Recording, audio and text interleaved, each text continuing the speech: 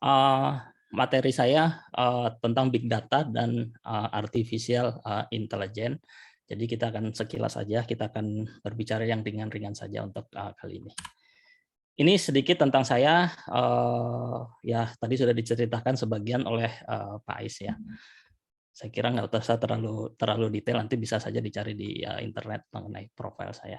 Oke, sebelumnya saya ingin menanyakan apa sih yang kita pikirkan jika kita berbicara mengenai big data dan artificial intelligence. Sebenarnya saya ingin sedikit meminta respon dari teman-teman semua, dari Bapak Ibu sekalian.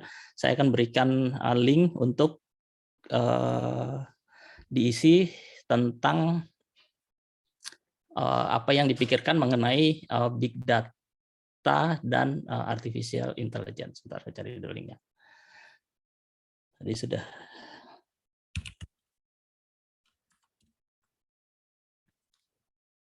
Ini mohon dibantu diisi saja apa namanya sesuai dengan apa yang dipikirkan. Ntar saya cari dulu linknya.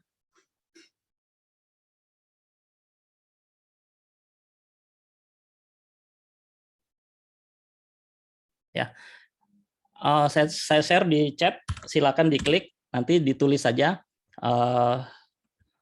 Akan tampil seperti ini, ya.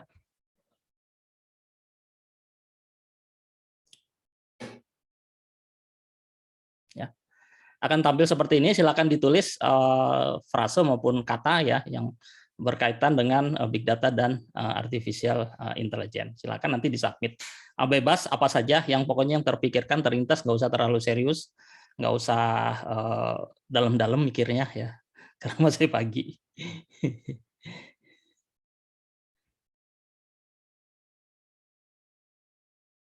Baik, ini hasilnya saya share ya. Berantakan, forecast, estimasi, prediksi, 6 orang, ayo lagi. Mesin pintar, efisien, robot, prediksi yang paling besar, prediksi dan robot. Ada lagi?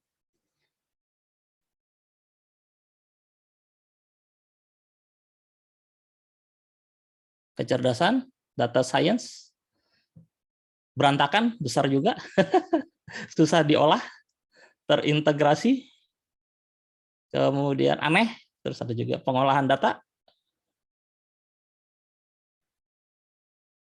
Siri, terus kemudian apalagi big sama data mining, data model.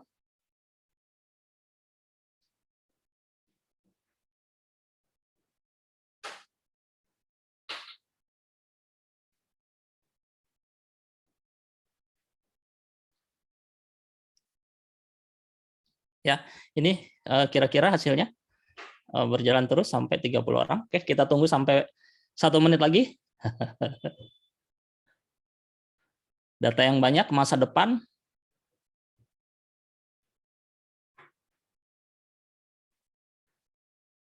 Terus apa lagi? Ada lagi?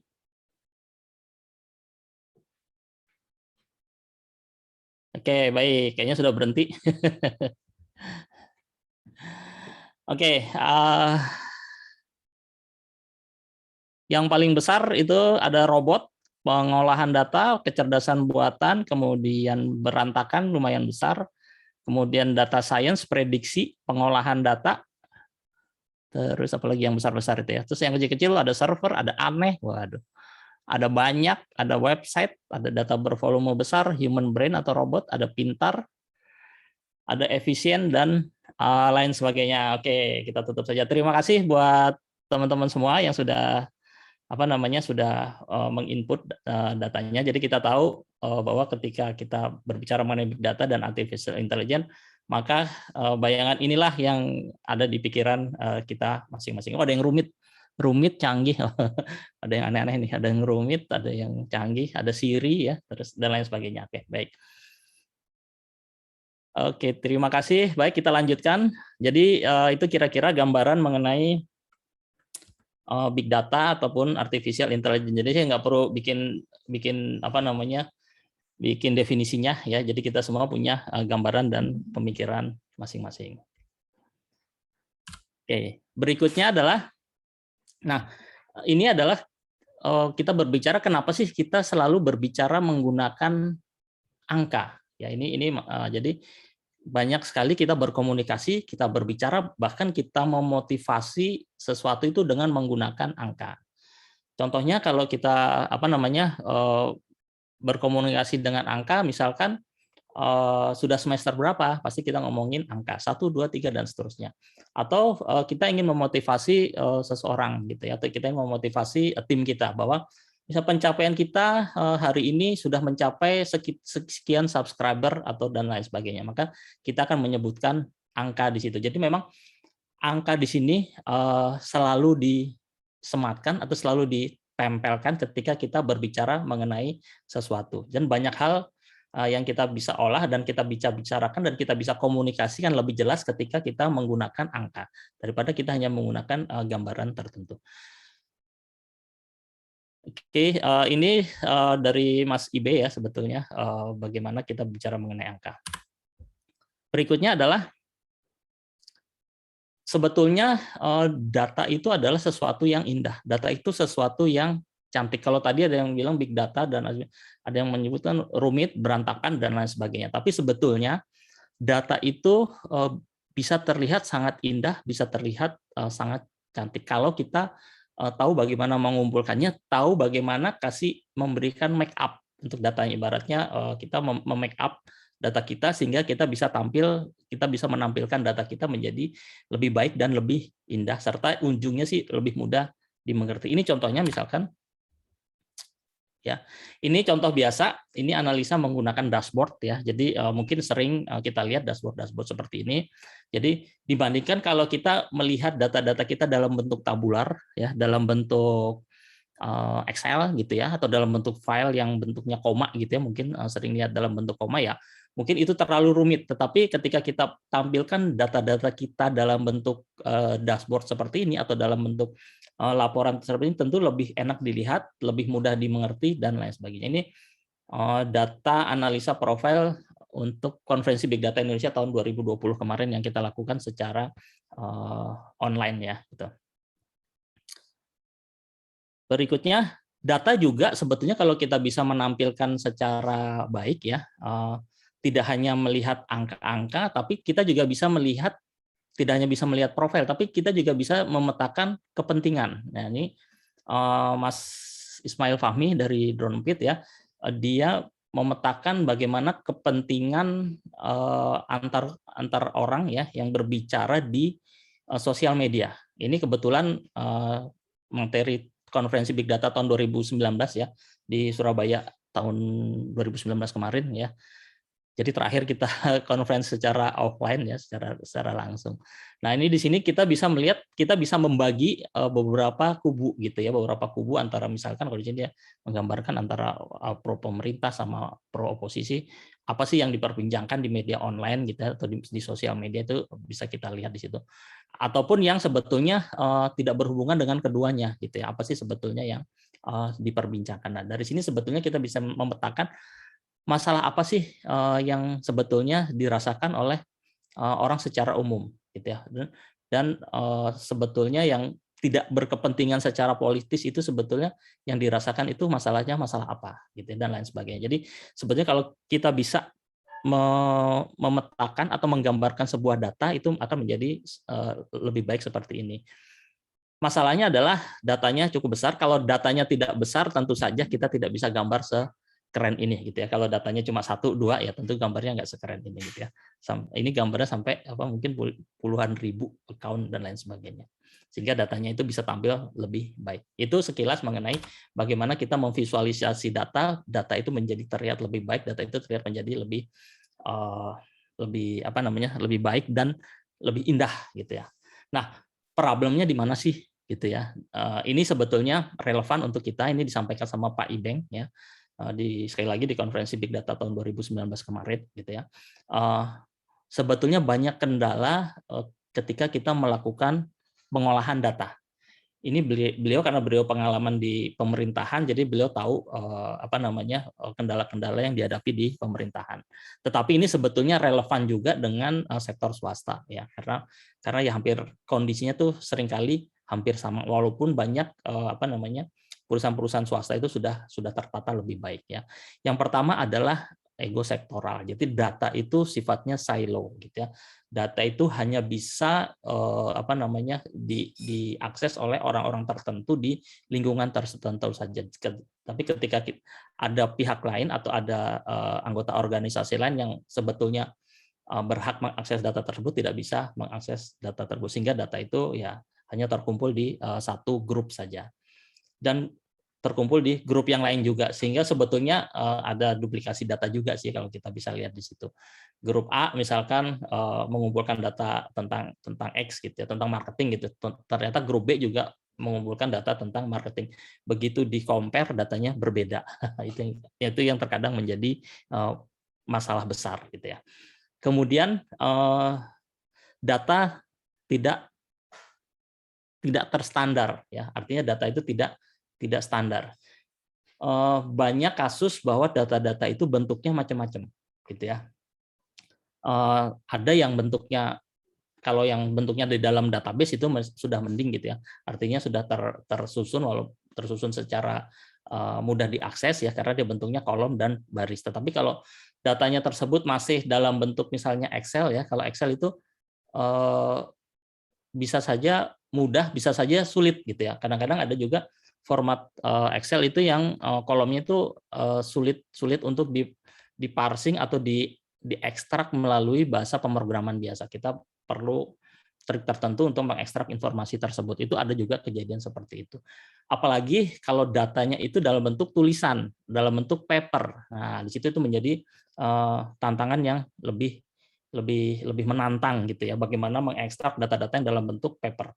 Sering kita lihat, kita sering diminta mengisi formulir dalam bentuk kertas gitu ya. Udah gitu kita pakai tulisan tangan. Nah, itu bagaimana kita mengekstrak secara otomatis informasi-informasi yang ada di dalam formulir-formulir seperti itu. Itu sifatnya data yang tidak terstandarisasi. Ada juga istilahnya data itu bobrok gitu ya. Kalau istilah beliau adalah data itu bobrok. Kalau saya lihat di sini adalah masalah kualitas data. Seringkali data itu tidak lengkap. Data itu terlambat. Data itu seringkali juga salah gitu ya. Artinya ketika kita mempublish data itu masih akurasinya masih kurang tepat, sehingga perlu direvisi dan lain sebagainya. Jadi banyak juga kendala-kendala yang terkait dengan kualitas data ya.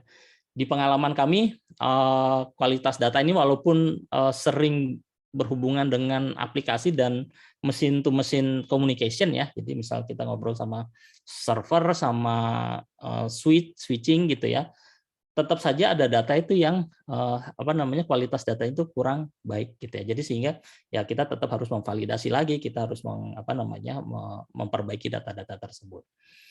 Itu masalah kualitas data. Ada juga batasan regulasi, ada juga mengenai kapasitas ya, kemudian ada juga mengenai teknologinya ya. Jadi penguasaan teknologinya. Kalau di sini masalah human resources-nya tidak istilahnya tidak melek terhadap data gitu ya. Ya seringkali kita juga anggap ini mah bukan data gitu dan lain sebagainya, padahal itu adalah sesuatu yang penting. Nah, ini mungkin sudah sering dengar ya, data is the new oil ya. Tapi saya suka menekankan ini. Karena apa? Karena ya data itu akan menjadi mahal gitu ya. Data itu sulit untuk diambil, betul nggak? Kadang-kadang kita tidak tahu bagaimana kita mengambil data, bagaimana kita mengeksplorasi data. Kadang-kadang kita juga tidak tahu bagaimana kita memanage data-data tersebut. Karena ya kalau kita asumsikan seperti seperti minyak bumi ya, data itu ya perlu kita cari, perlu kita eksplorasi, perlu kita angkat, perlu kita proses dan perlu kita distribusikan ya. Data-data tersebut ya memang menjadi mahal dan menjadi sesuatu yang sangat berharga. Ini ada sedikit quote dari Peter Norvig ya. Beliau dulu ini sebetulnya ungkapan beliau beberapa tahun lalu lah gitu ya. Jadi dia adalah direktur riset dari Google. Dia mengatakan bahwa jadi ketika ditanya kenapa Google bisa se-powerful pada saat itu ya, apalagi sekarang gitu ya. Dia mengatakan bahwa kami tidak memiliki algoritma yang lebih baik, tetapi kami memiliki lebih banyak data, betul ya. Jadi di sini Google itu kita lihat bahwa dia sangat masif dalam mengumpulkan data, dalam mengkoleksi data. Data apapun dia koleksi. Bahkan foto-foto 360 derajat suatu lingkungan ya, dia memilikinya, dia menyimpannya, dia memanage-nya ya. Itu kita bisa akses melalui misalnya kalau teman-teman sering buka seperti apa namanya Google Street Map ya. Di situ kita bisa melihat 360 derajat lingkungan sekitar atas, bawah, kiri, kanan dan lain sebagainya gitu ya. Jadi memang Google itu sangat sangat apa ya? Sangat eager atau sangat bersemangat sekali dalam mengumpulkan data karena mereka tahu bahwa data itu adalah sesuatu yang penting. Siapa yang menguasai data, dia akan menguasai dunia gitu ya. Berikutnya adalah ini mengenai tren teknologi yang sedang berkembang saat ini. Saya ambil dari Gartner ya. Ini ada linknya. Nanti kalau mau dibuka silakan dibuka linknya. Nanti bisa dibaca artikel aslinya ya. Tapi saya jelaskan sedikit mengenai artikel ini. Jadi ini adalah Gartner Emerging Technology Trend Impact Radar 2021. Berarti tahun ini sekitar bulan Maret kalau nggak salah ini ya dipublikasikan ya. Jadi ini radarnya. Jadi kita lihat kalau yang di tengah ini adalah yang tren sekarang dari 0 sampai 1 year, berarti dia tren sekarang ya. Jadi dia membagi menjadi tiga area: business enabler, kemudian productivity revolution, kemudian interface and experience ya. Jadi kalau dilihat sini yang sedang tren sekarang adalah istilahnya low code application platform ya. Artinya apa? Artinya kita tidak perlu banyak sekali hal-hal yang kita bisa lakukan tanpa perlu melakukan coding secara deep ya. Jadi kita tinggal drag and drop, kita tinggal pilih menu mana, pilih menu sana, pilih menu sini, sehingga dari situ kita sudah bisa menghasilkan sesuatu. Kita sudah bisa menghasilkan insight kalau kita menggunakan data. Dan teknologi-teknologi seperti ini di luar sana itu banyak sekali berkembang gitu ya. Jadi tim bisnis ataupun orang biasa yang nggak tahu coding bisa memanfaatkan teknologi tersebut ya. Itu namanya low code application platform ya.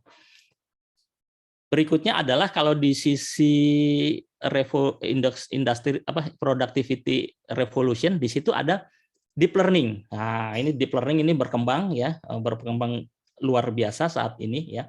Hampir semua arsitektur kecerdasan buatan saat ini berkembang dari arsitektur deep learning ya. Tapi kita tahu ada kelebihan dan kekurangannya di deep learning ya. Dia memerlukan resource yang cukup besar untuk mentrain modelnya. Kemudian ada namanya Cloud AI Developer Service. Nah, kita lihat di sini sekarang banyak sekali berkembang teknologi cloud yang mendukung AI untuk developer. Ya, jadi kalau cloud besar seperti AWS, seperti Google Cloud, seperti ada Microsoft Microsoft Cloud juga. IBM juga mengeluarkan, kemudian yang dari dari Cina saya lupa namanya, itu juga mengembangkan cloud supaya orang bisa melakukan development aplikasi di atas cloud untuk AI menjadi lebih mudah gitu ya, karena karena cloud ini cukup berkembang saat ini. Kemudian hal yang lain lagi adalah Edge AI. Bagaimana artificial intelligence itu bisa dikembangkan di front end, di edge atau di mobile atau di di perangkat ujung sana gitu ya, itu edge AI di perangkat ya. Ini juga cukup berkembang saat ini sehingga banyak sekali sebetulnya teknik ya supaya misalkan bagaimana handphone itu bisa memanfaatkan AI ya tanpa perlu berat-berat gitu ya handphonenya dan lain sebagainya. Jadi sehingga AI itu bisa diimplementasikan di edge devices gitu ya. Yang lainnya lagi kalau di interface dan experience ada computer vision, advanced computer vision, tetapi juga kita lihat di sini ada IoT. IoT itu berkembang ya sekitar 3 sampai 6 tahun mendatang ya gitu ya. Terus kemudian ada transformer based language ya. Ini sebetulnya cukup happening ya sekarang kalau kita bicara mengenai natural language processing ya, karena banyak sekali model yang sudah berkembang dan luar biasa membantu untuk melakukan pemodelan natural language processing ya. Mulai dari istilahnya BERT ya yang dikembangkan oleh Google, kemudian yang terakhir itu yang cukup bikin wow gitu ya, bikin heboh adalah GPT-3 ya. Bagaimana sebuah model itu bisa bisa digunakan untuk berbagai hal gitu ya. Bahkan kalau kita lihat referensi-referensi orang yang telah memanfaatkan itu dulu di awal-awal dirilis ya GPT-3 itu ya bisa melakukan banyak hal di situ. Mulai dari misalnya membuat user interface web ya, web user interface dengan cukup deskripsi kata-katanya gitu ya. Dalam bahasa Inggris tapi ya. Nanti dia akan mengenerate code HTML-nya. Ada juga membuat chatbot, ada juga membuat artikel, membuat musik dan lain sebagainya. Jadi itu cukup berkembang luar biasa. Dan kalau nggak salah ini kalau mau pakai secara free itu ngantri katanya, harus register dulu dan ngantri gitu ya. Katanya kalau di download itu sekitar sampai hampir 100 gigaan, 100 giga modelnya aja itu ya, modelnya 100 giga. Jadi luar biasa besar. Jadi ini kira-kira teknologi-teknologi atau tren-tren teknologi yang berkembang saat ini ya, cukup berkembang saat ini. Bagaimana dengan Indonesia? Ya biasanya Indonesia masih lihat dan bagaimana mengimplementasikan, kadang-kadang itu juga menjadi tantangan tersendiri di Indonesia. Ini mengenai tren teknologi. Kemudian, nah ini bagaimana sih landscape-nya ya? Ini tahun 2021 mengenai machine learning, AI, data landscape yang dikeluarkan oleh Matark. Ini sebetulnya dari awal dulu big data landscape, sekarang namanya menjadi machine learning, AI, dan data landscape.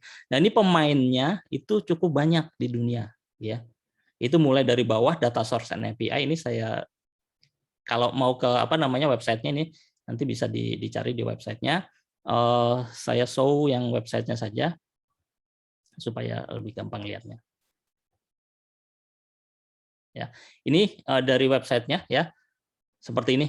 Dari bagian bawah itu ada data source API, kemudian ada data resources ya. Kemudian di atasnya ada open source. Nah, ini open source itu memegang peranan yang cukup cukup penting di sini ya. Karena memang banyak sekali teknologi-teknologi big data dan artificial intelligence itu berkembang berdasarkan teknologi open source. Di sini macam-macam, ada mulai dari framework, format dan lain sebagainya sampai ke atas ya. Ke atas itu ini banyak pemainnya, kemudian ke atas, kemudian ke kanan ya. Kalau saya summary-kan ya, ini saya summary-kan supaya tidak kelihatan perusahaannya sehingga kita bisa melihat lebih jelas ya.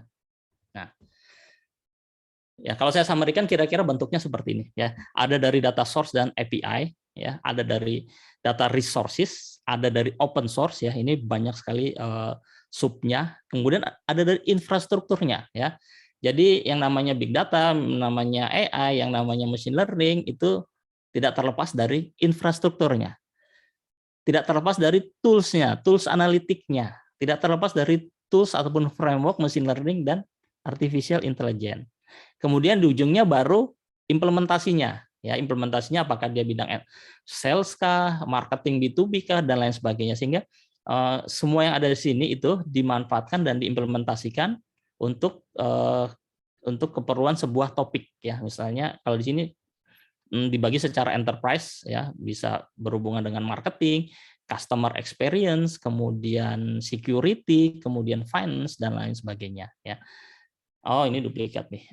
Industrinya nanti ada macam-macam, ini duplikat, nanti saya coba revisi yang ini ya. Jadi kita kadang-kadang seringkali bermain di area sini ya. Tapi tidak membuat aplikasi, tapi mengimplementasikan sesuatu yang ada di sini. Seringkali kita pakai yang sudah ada ya, seringkali kita menggunakan tools yang sudah tersedia untuk diimplementasikan ke bidang-bidang tertentu. Padahal ya banyak sekali area yang kita bisa lakuin dan kita bisa terjun ke dalam situ ya.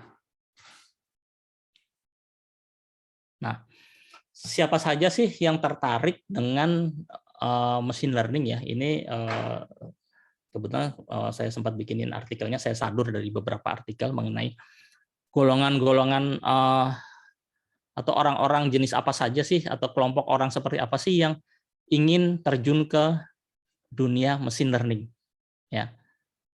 Jadi nggak hanya data scientist ya, jadi banyak orang sebetulnya ingin terjun ke dunia machine learning karena itu menjadi sesuatu yang tren sekarang dan menjadi sesuatu yang hype gitu ya. Pada dasarnya dibagi menjadi 4 ya, pertama dari akademik, kemudian dari bisnis, kemudian dari data, orang data, kemudian dari orang teknis atau orang engineering ya. Kalau dari orang akademik ya, itu seperti apa namanya, mahasiswa gitu, researchers, kemudian peneliti dan lain sebagainya, itu dari dunia akademik, mereka ingin memanfaatkan machine learning untuk kebutuhan akademis dan kebutuhan riset ya. Kemudian dari golongan bisnis ya, seperti business person atau business user ya, mereka juga pengen menggunakan AI. Pokoknya saya pengen pakai AI untuk menganalisa misalnya customer saya, misalnya menganalisa behavior customer dan lain sebagainya. Itu dari sisi business user. Kemudian ada juga dari sisi engineering atau apa namanya, orang teknis ya, software developer, orang IT, semua ingin masuk ke dalam dunia machine learning ya. Di samping itu juga yang tentu saja dari orang-orang yang memang terlibat langsung dengan data, baik data scientist maupun data analis dan lain sebagainya. Jadi memang banyak sekali golongan-golongan orang yang memang ingin terjun langsung ke dunia machine learning. Dan di situ menjadi tantangannya sendiri, di situ menjadi membentuk pola pikirnya masing-masing, membentuk tools-nya masing-masing ya, seperti tadi, balik lagi kalau orang bisnis tentu saja nggak bisa coding gitu ya, maka nanti disediakan tools untuk supaya orang-orang bisnis itu bisa memanfaatkan lebih baik mengenai artificial intelligence dan machine learning tanpa perlu repot-repot tools. Dia cukup menguasai bisnisnya, apa yang dia cari, tapi dipermudah oleh tools. Itu tadi makanya keluar istilah low code application ya. Jadi orang-orang yang tidak mengerti programming, tidak mengerti algoritma yang rumit-rumit ya, tapi mereka tetap ingin memanfaatkan seperti itu. Nah, itu dibantu dengan sekarang apa namanya, berkembang namanya istilahnya low code application ya. Itu kira-kira gambarannya mengenai machine learning dan kelompok orang-orang yang ingin terlibat di dalamnya. Nah, secara arsitektur secara umum sebetulnya kalau kita bicara mengenai big data processing ya, kalau data processing ya gitu-gitu aja ya sebetulnya. Intinya bagaimana data itu diakuisisi atau dikumpulkan atau dikolek, kemudian nanti disimpan di satu tempat ya, disimpan di satu tempat, kita bisa menyimpannya, kita bisa mengolahnya, kemudian nanti kita distribusikan hasilnya. Baik itu nanti kalau di sini data science biasanya pakai notebook ya, pakai Jupyter Notebook, apakah pakai Zeppelin atau pakai tools-tools yang lain. Atau untuk data analis gitu, misalkan data visualisasi pakai BI kah, pakai apa namanya, pakai tool visualisasi yang lain kah dan lain sebagainya. Ataupun apa namanya, digunakan atau dimanfaatkan oleh aplikasi. Misalkan kita ingin membuat recommendation system ya, tentu saja modelnya kemudian kita generate, terus kemudian datanya nanti kita lempar ke aplikasi yang berhubungan dengan recommendation system. Misalkan kita punya aplikasi kayak toko online gitu, kita ingin merekomendasikan produk-produk apa sih yang sesuai gitu ya. Nah, itu adalah recommendation system berdasarkan user behavior dan berdasarkan user pattern-nya. Itu seperti itu. Nah, di sini karena dia big data, jadi platformnya adalah big data. Di sini saya memanfaatkan platform big data Java 247 data management platform, tapi yang versi community. Ya, versi community itu cuma disediakan Hive, Apache Hive untuk SQL-nya, interface dengan SQL, kemudian Apache Spark ya untuk distributed processing. Bisa juga memanfaatkan machine learning yang ada di Apache Spark ya. Kemudian nanti data itu biasanya diekstrak, di-enrich, ditransformasi dan lain sebagainya ya. Jadi banyak sekali use case yang bisa kita manfaatkan di platform yang model platform seperti ini. Mau bikin misalkan kayak tadi social network analytic ya, kita tinggal connect ke API-nya Twitter gitu ya. Misalkan kita mau bikin Twitter analytic, kemudian kita tarik, bisa pakai Apache NiFi ya untuk data ingestion-nya bisa pakai script ya, banyak sekali script yang bisa menarik data-data dari Twitter, kemudian nanti data itu di ekstrak di Apache Spark yang sifatnya stream processing ya. Kemudian bisa disimpan hasilnya ya di serving layer misalkan. Di serving layer, nah ini serving layer ini nanti muncul ke misalnya ke data visualisasi kayak tadi gitu ya. Bikin graph visualization atau bikin dashboard gitu ya. Nah, di situ nanti kita letakkan hasil prosesnya sehingga bisa dibaca oleh data visualisasi tools. Nah, tinggal nanti si data science, si data analisis, si data analis yang menceritakan tentang apa sih ini gambarnya gitu ya, kayak seperti itu. Atau tentang IoT, IoT juga bisa ya. IoT kita masukkan di sini, kemudian karena Apache Spark itu support untuk stream processing, ingestion-nya kita bisa menggunakan misalkan yang lebih real time lagi, kita menggunakan Apache Kafka ya. Kita install Apache Kafka, kemudian perangkat IoT-nya kita konekkan Apache Kafka itu mensupport beberapa banyak ya, bukan beberapa, banyak protokol gitu ya, protokol-protokol yang terkait dengan IoT. Nah, dari situ nanti dari Apache Kafka dibaca oleh Apache Spark untuk real time processing ya, untuk stream processing. Outputnya apa? Outputnya tetap data visualisasi kan, umumnya kan seperti itu. Nah, itu dengan pola-pola seperti ini sebetulnya banyak hal yang kita bisa lakukan ya.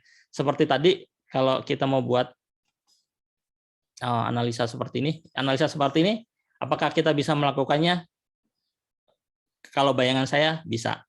Datanya ada. Bagaimana menarik datanya atau mengkoleksi datanya bisa dipelajari. Bagaimana menyimpannya bisa dipelajari. Ya, itu bisa menjadi riset tersendiri bagaimana kita bisa melakukan penyimpanan data-data yang berbentuknya graf seperti ini secara lebih efektif di platform big data. Itu bisa jadi riset, bisa jadi tools dan lain sebagainya ya. Jadi ya pada dasarnya bisa kita lakukan semua dengan pattern yang tadi. Ya. Ini seperti ini. Ataupun nanti bisa menggunakan platform-platform yang lain, itu silakan saja sesuai dengan pilihan masing-masing. Tinggal kita lihat bagaimana efektivitas, bagaimana performance-nya, kan ujungnya nanti adalah performance-nya. Ya. Oke, ini gambaran umum mengenai arsitektur big data ya, yang umum bisa dimanfaatkan. Nah, ini ada sedikit video mengenai, nah ini tahu ya siapa ya, ini Jeff Bezos, dulu CEO-nya CEO-nya Amazon ya.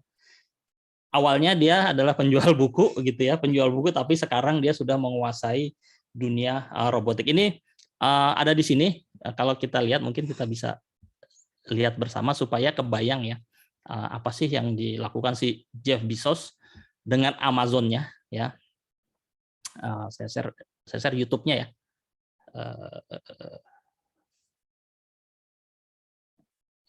Kita lihat sebentar saja ya. Jadi ada suaranya nggak ya? Nanti bisa dilihat ya, kalau intinya di warehouse atau di gudang-gudangnya Amazon ya, untuk pengiriman barang-barang itu dia punya robot-robot kecil kayak gini nih ya.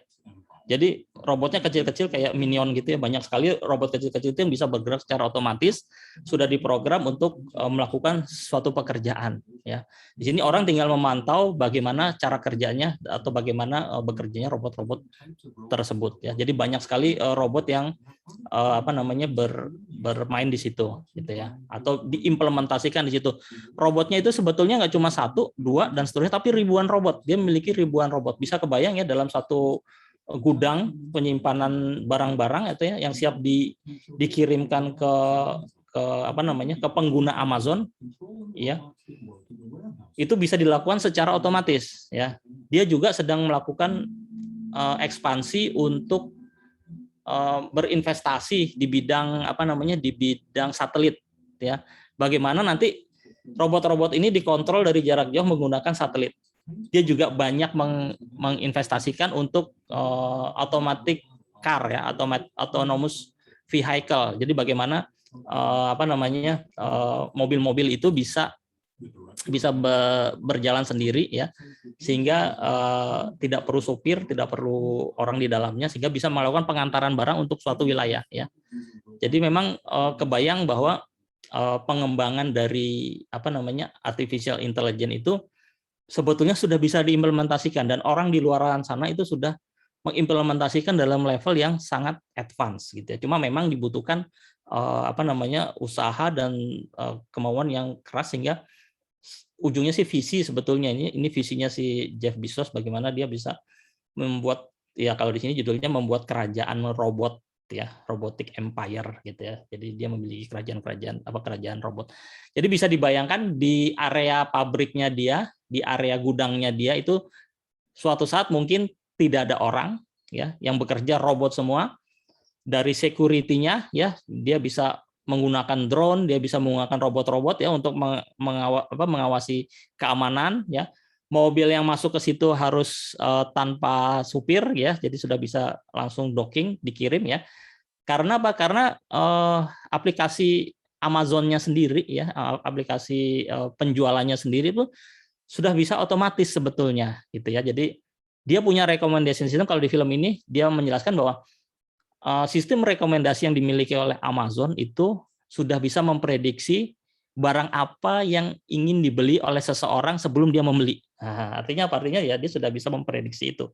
Kira-kira orang ini bakal beli ini gitu ya. Jadi dia bisa tahu kira-kira orang ini akan beli sesuatu gitu ya. Jadi memang banyak sekali implementasi dari sistem penjualan ya dengan recommendation system tersebut sampai sistem delivery. Kalau di sini kalau dilihat sampai habis ya mereka sudah mulai eksperimen pengantarannya pakai drone, pakai robot otomatis gitu ya. Mungkin untuk di wilayah kompleks tertentu itu bisa dilakukan. Jadi ini implementasi artificial intelligence secara advance di luaran sana. Bagaimana dengan di Indonesia ya? Sekali lagi, apakah di Indonesia dilakukan seperti itu ya? Ini saya ambil beberapa contoh inovasi yang dilakukan oleh orang Indonesia. Nah, ya, yang pertama ini bagaimana kita kami ya di 247 mengimplementasikan big data di salah satu customer kami. Ini video lengkapnya bisa dilihat di channelnya ID Big Data. Ini ada video lengkapnya ya. Jadi ini Pak Dios ya, waktu itu dia menjelaskan bahwa mereka memiliki, jadi kadang-kadang orang bilang implementasi data analitik dan big data dan data analitik itu harus dari bisnis problem. Nah, ternyata kalau beliau itu adalah dari IT problem. Karena apa? Karena pada saat itu data yang dihasilkan oleh oleh perangkat-perangkat mereka itu luar biasa besar ya. Sehingga sistem IT mereka itu tidak bisa menghandle lebih baik gitu ya, secara lebih baik. Kenapa? Karena ya semakin besar data berarti waktu pemrosesan akan semakin lama ya. Misalkan tadinya yang bisa diproses dalam waktu 2 jam mundur menjadi 4 jam gitu ya, datanya semakin besar jadi 8 jam, bahkan bisa sampai 20 jam ya. Kalau satu hari data diproses dalam waktu 20 jam bagi mereka itu sesuatu yang tidak bisa diterima ya. Maksudnya SLA mereka tidak bisa seperti itu. Karena apa? Kalau ada masalah maka saya harus mengulang 20 jam lagi gitu ya. Artinya saya harusnya bisa terima data kemarin itu pagi ini, tetapi karena ada masalah ya data kemarin saya bisa terima 2 hari kemudian. Nah itu kalau di bisnis itu tentu tidak bisa tidak di persaingan bisnis itu tentu hal seperti itu kurang dapat diterima, sehingga mereka mengembangkan berpindah dari data warehouse ya, semua sistem data warehouse mereka pelan-pelan dimigrasikan ke dalam Hadoop gitu ya. Jadi di sini mereka mengembangkan mengimplementasikan teknologi Hadoop. Setelah IT sistemnya mereka beres ya, mereka baru bisa mengembangkan ke arah bisnis. Apalagi nih masalah bisnis nih, kita sudah beres nih ya, seperti itu. Jadi di sini terlihat sesuatu yang terbalik. Kadang-kadang sekarang kan orang bilang ya kita harus dari bisnis dulu, bisnisnya maunya apa, baru kita bisa ini kalau ini bisnisnya sudah jalan, semuanya sudah jalan, yang problem di IT-nya gitu ya untuk menghandle data yang cukup besar. Ini detailnya bisa dilihat di channelnya ID Big Data, nanti bisa di search saja di YouTube ya, kalau ingin mendengarkan secara lebih detail. Nah, ini adalah inovasi nggak semua sih ya, kalau semua saya tampilkan nanti bisa seharian ngomongin inovasi yang dibuat. Nah, ini salah satu inovasi yang dibuat oleh startup yang ada di Indonesia. Dulu ada namanya Bang Joni ya. Ini chatbot ya, kita bisa chat di situ, kita bisa apa namanya, kita bisa ngobrol dengan bot di situ ya. Ini ya dibuat oleh salah satu startup yang ada di Indonesia. Mereka mengimplementasikan chatbot. Jadi kalau lihat di websitenya, saya cek ke websitenya ya, silakan nanti kalau ingin detail seperti apa mempelajari sistem mereka ya seperti. Nah ini apa namanya, chatbotnya, apa websitenya namanya Bang Joni, tadinya namanya Bang Joni ya, kemudian mereka sudah membuat dan mengimplementasikan ya, awalnya Bang Joni, kemudian ada namanya Cinta dan lain sebagainya. Mereka implementasikan ke beberapa sektor industri gitu ya, dan di sini memang menjadi lebih mudah bagi customer mereka ketika menangani apa namanya, pertanyaan-pertanyaan dari customer-nya mereka gitu ya. Misalkan mereka implement di Coca-Cola atau mereka implement di mana ya, ini banyak banyak ininya, banyak customer-nya, atau di bank ya, customer di bank kan suka banyak pertanyaan tuh, yang apa namanya, yang umum-umum ya mungkin di-handle oleh chatbot. Kemudian kalau yang apa namanya sudah lebih advance pertanyaannya, bisa di-handle oleh customer service. Karena kadang-kadang customer service kan juga terbatas dan ya apa namanya, pertanyaan yang masuk ke customer service itu luar biasa gitu ya. Ini customer apa namanya, banyak sekali ininya. Ya, ini contoh-contohnya ya. Ini bisa diimplementasikan, bisa. Kita bisa bikin chatbot, bisa. Dalamnya apa? Dalamnya NLP tadi. Cari modelnya di mana? Bisa kita cari, bisa kita bikin. Ya, intinya ini doable. Berikutnya adalah ini saya di web aja, Noteflug ya. Jadi ini kalau tadi di NLP ya, ini di computer vision ya. Di computer vision ya, bagaimana memanfaatkan artificial intelligence untuk memberikan inovasi di bidang computer vision ya. Jadi ini startup di Indonesia juga, dan ini apa namanya, cukup berkembang juga startup ini ya. Mereka perkembangan cukup baik gitu ya, cukup apa namanya, cukup baik. Pertanyaan lagi, apa kita bisa membuatnya? Bisa.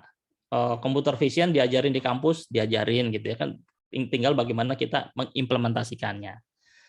Berikutnya adalah selain computer vision ya, ini adalah drone emprit tadi ya, punyanya Mas Ismail Fahmi ya.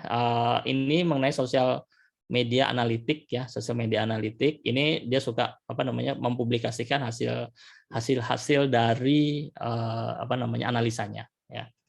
Jadi apakah kita bisa bikin? Harusnya bisa, datanya ada gitu ya.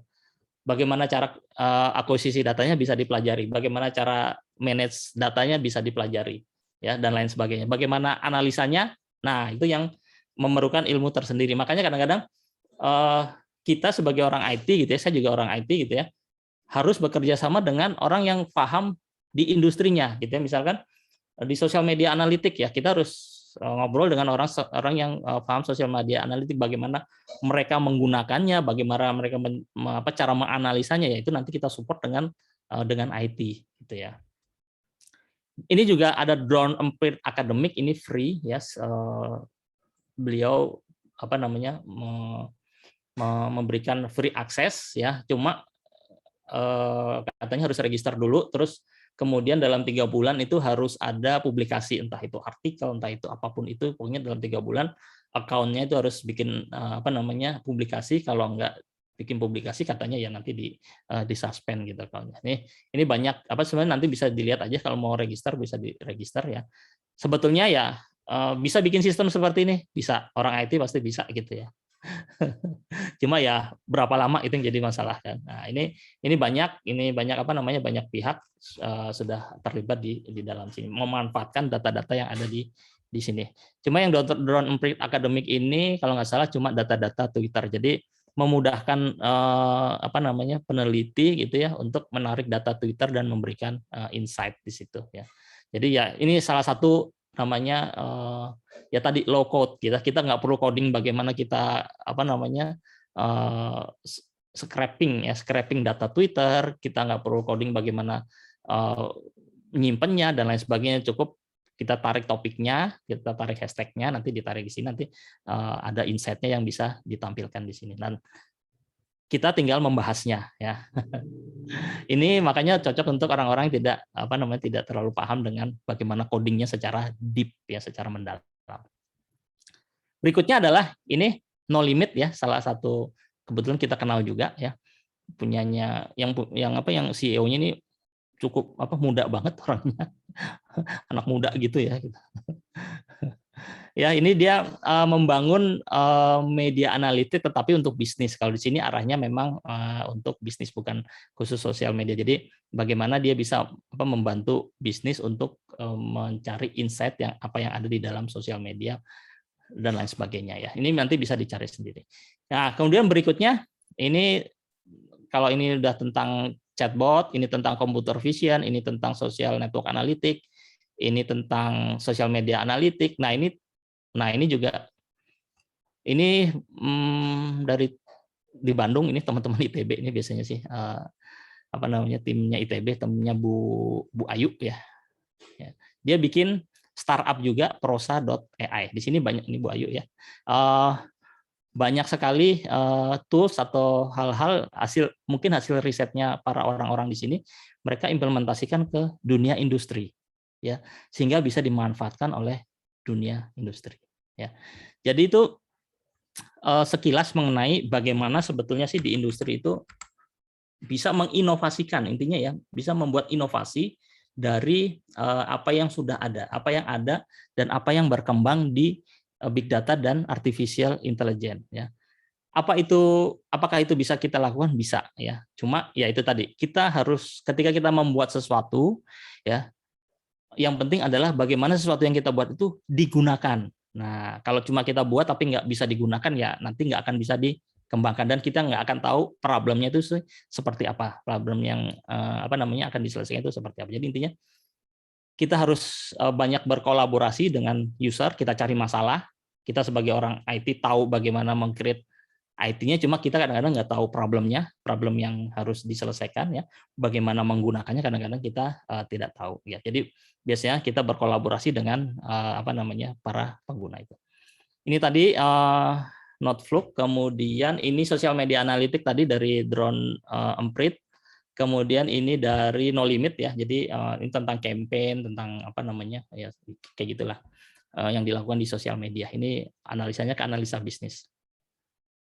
Kalau ini prosa tadi tentang bahasa alami, NLP. Nah, yang kami lakukan apa? Di 247 kami juga melakukan inovasi terhadap teknologi big data dan artificial intelligence. Kami juga membuat platform kita sendiri karena kita fokus ke pembuatan platform ya. Kita bikin platformnya ya, platform generiknya tadi. Kita bikin tools untuk membantu development ya. Jadi ada data engineering sama ada data analytic ya. Jadi bagaimana nah ini gambarnya kira-kira seperti ini, data engineering ya, prosesnya itu nggak usah coding ya, nggak usah paham bagaimana coding Java di MapReduce ya, cukup paham bagaimana data itu diolah, habis itu diapakan dan lain sebagainya. Terus kemudian ada juga yang data analitik ya, jadi ini seperti WK, seperti yang seperti Orange gitu ya, atau lainnya ya. Jadi kita tinggal drag and drop ketika kita ingin membuat sebuah model ya. Ini juga tanpa perlu coding ya. Terus kemudian setelah kita miliki platformnya itu, platform dasarnya, kemudian kita mengembangkan ke berbagai use case dan aplikasi. Kita juga bikin social media analytics seperti ini ya.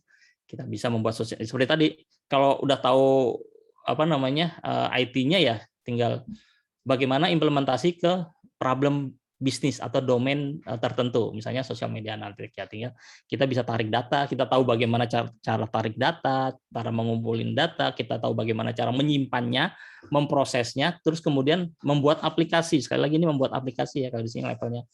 Jadi nggak hanya bikin model, nggak hanya bikin datanya aja, tapi harus ada aplikasinya. Aplikasinya pun harus intuitif, gitu, harus baik, sehingga pengguna itu bisa nyaman makainya ya, kan intinya itu kan, bagaimana aplikasi ini digunakan secara nyaman ya, secara mudah.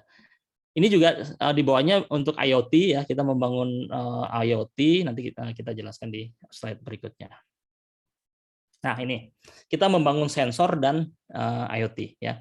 Dulu di awal-awal sekitar tahun 2000 berapa ya, sekitar 2005 atau 2008 ya, pokoknya kita mulai riset yang namanya radar ya. Jadi ini radar versi awal, fresh from the oven gitu ya, baru tes pertama kali masuk ke apa kapal gitu ya, kan radarnya radar pantai gitu, radar laut gitu ya. Jadi selama ini bikin radarnya di lab gitu ya.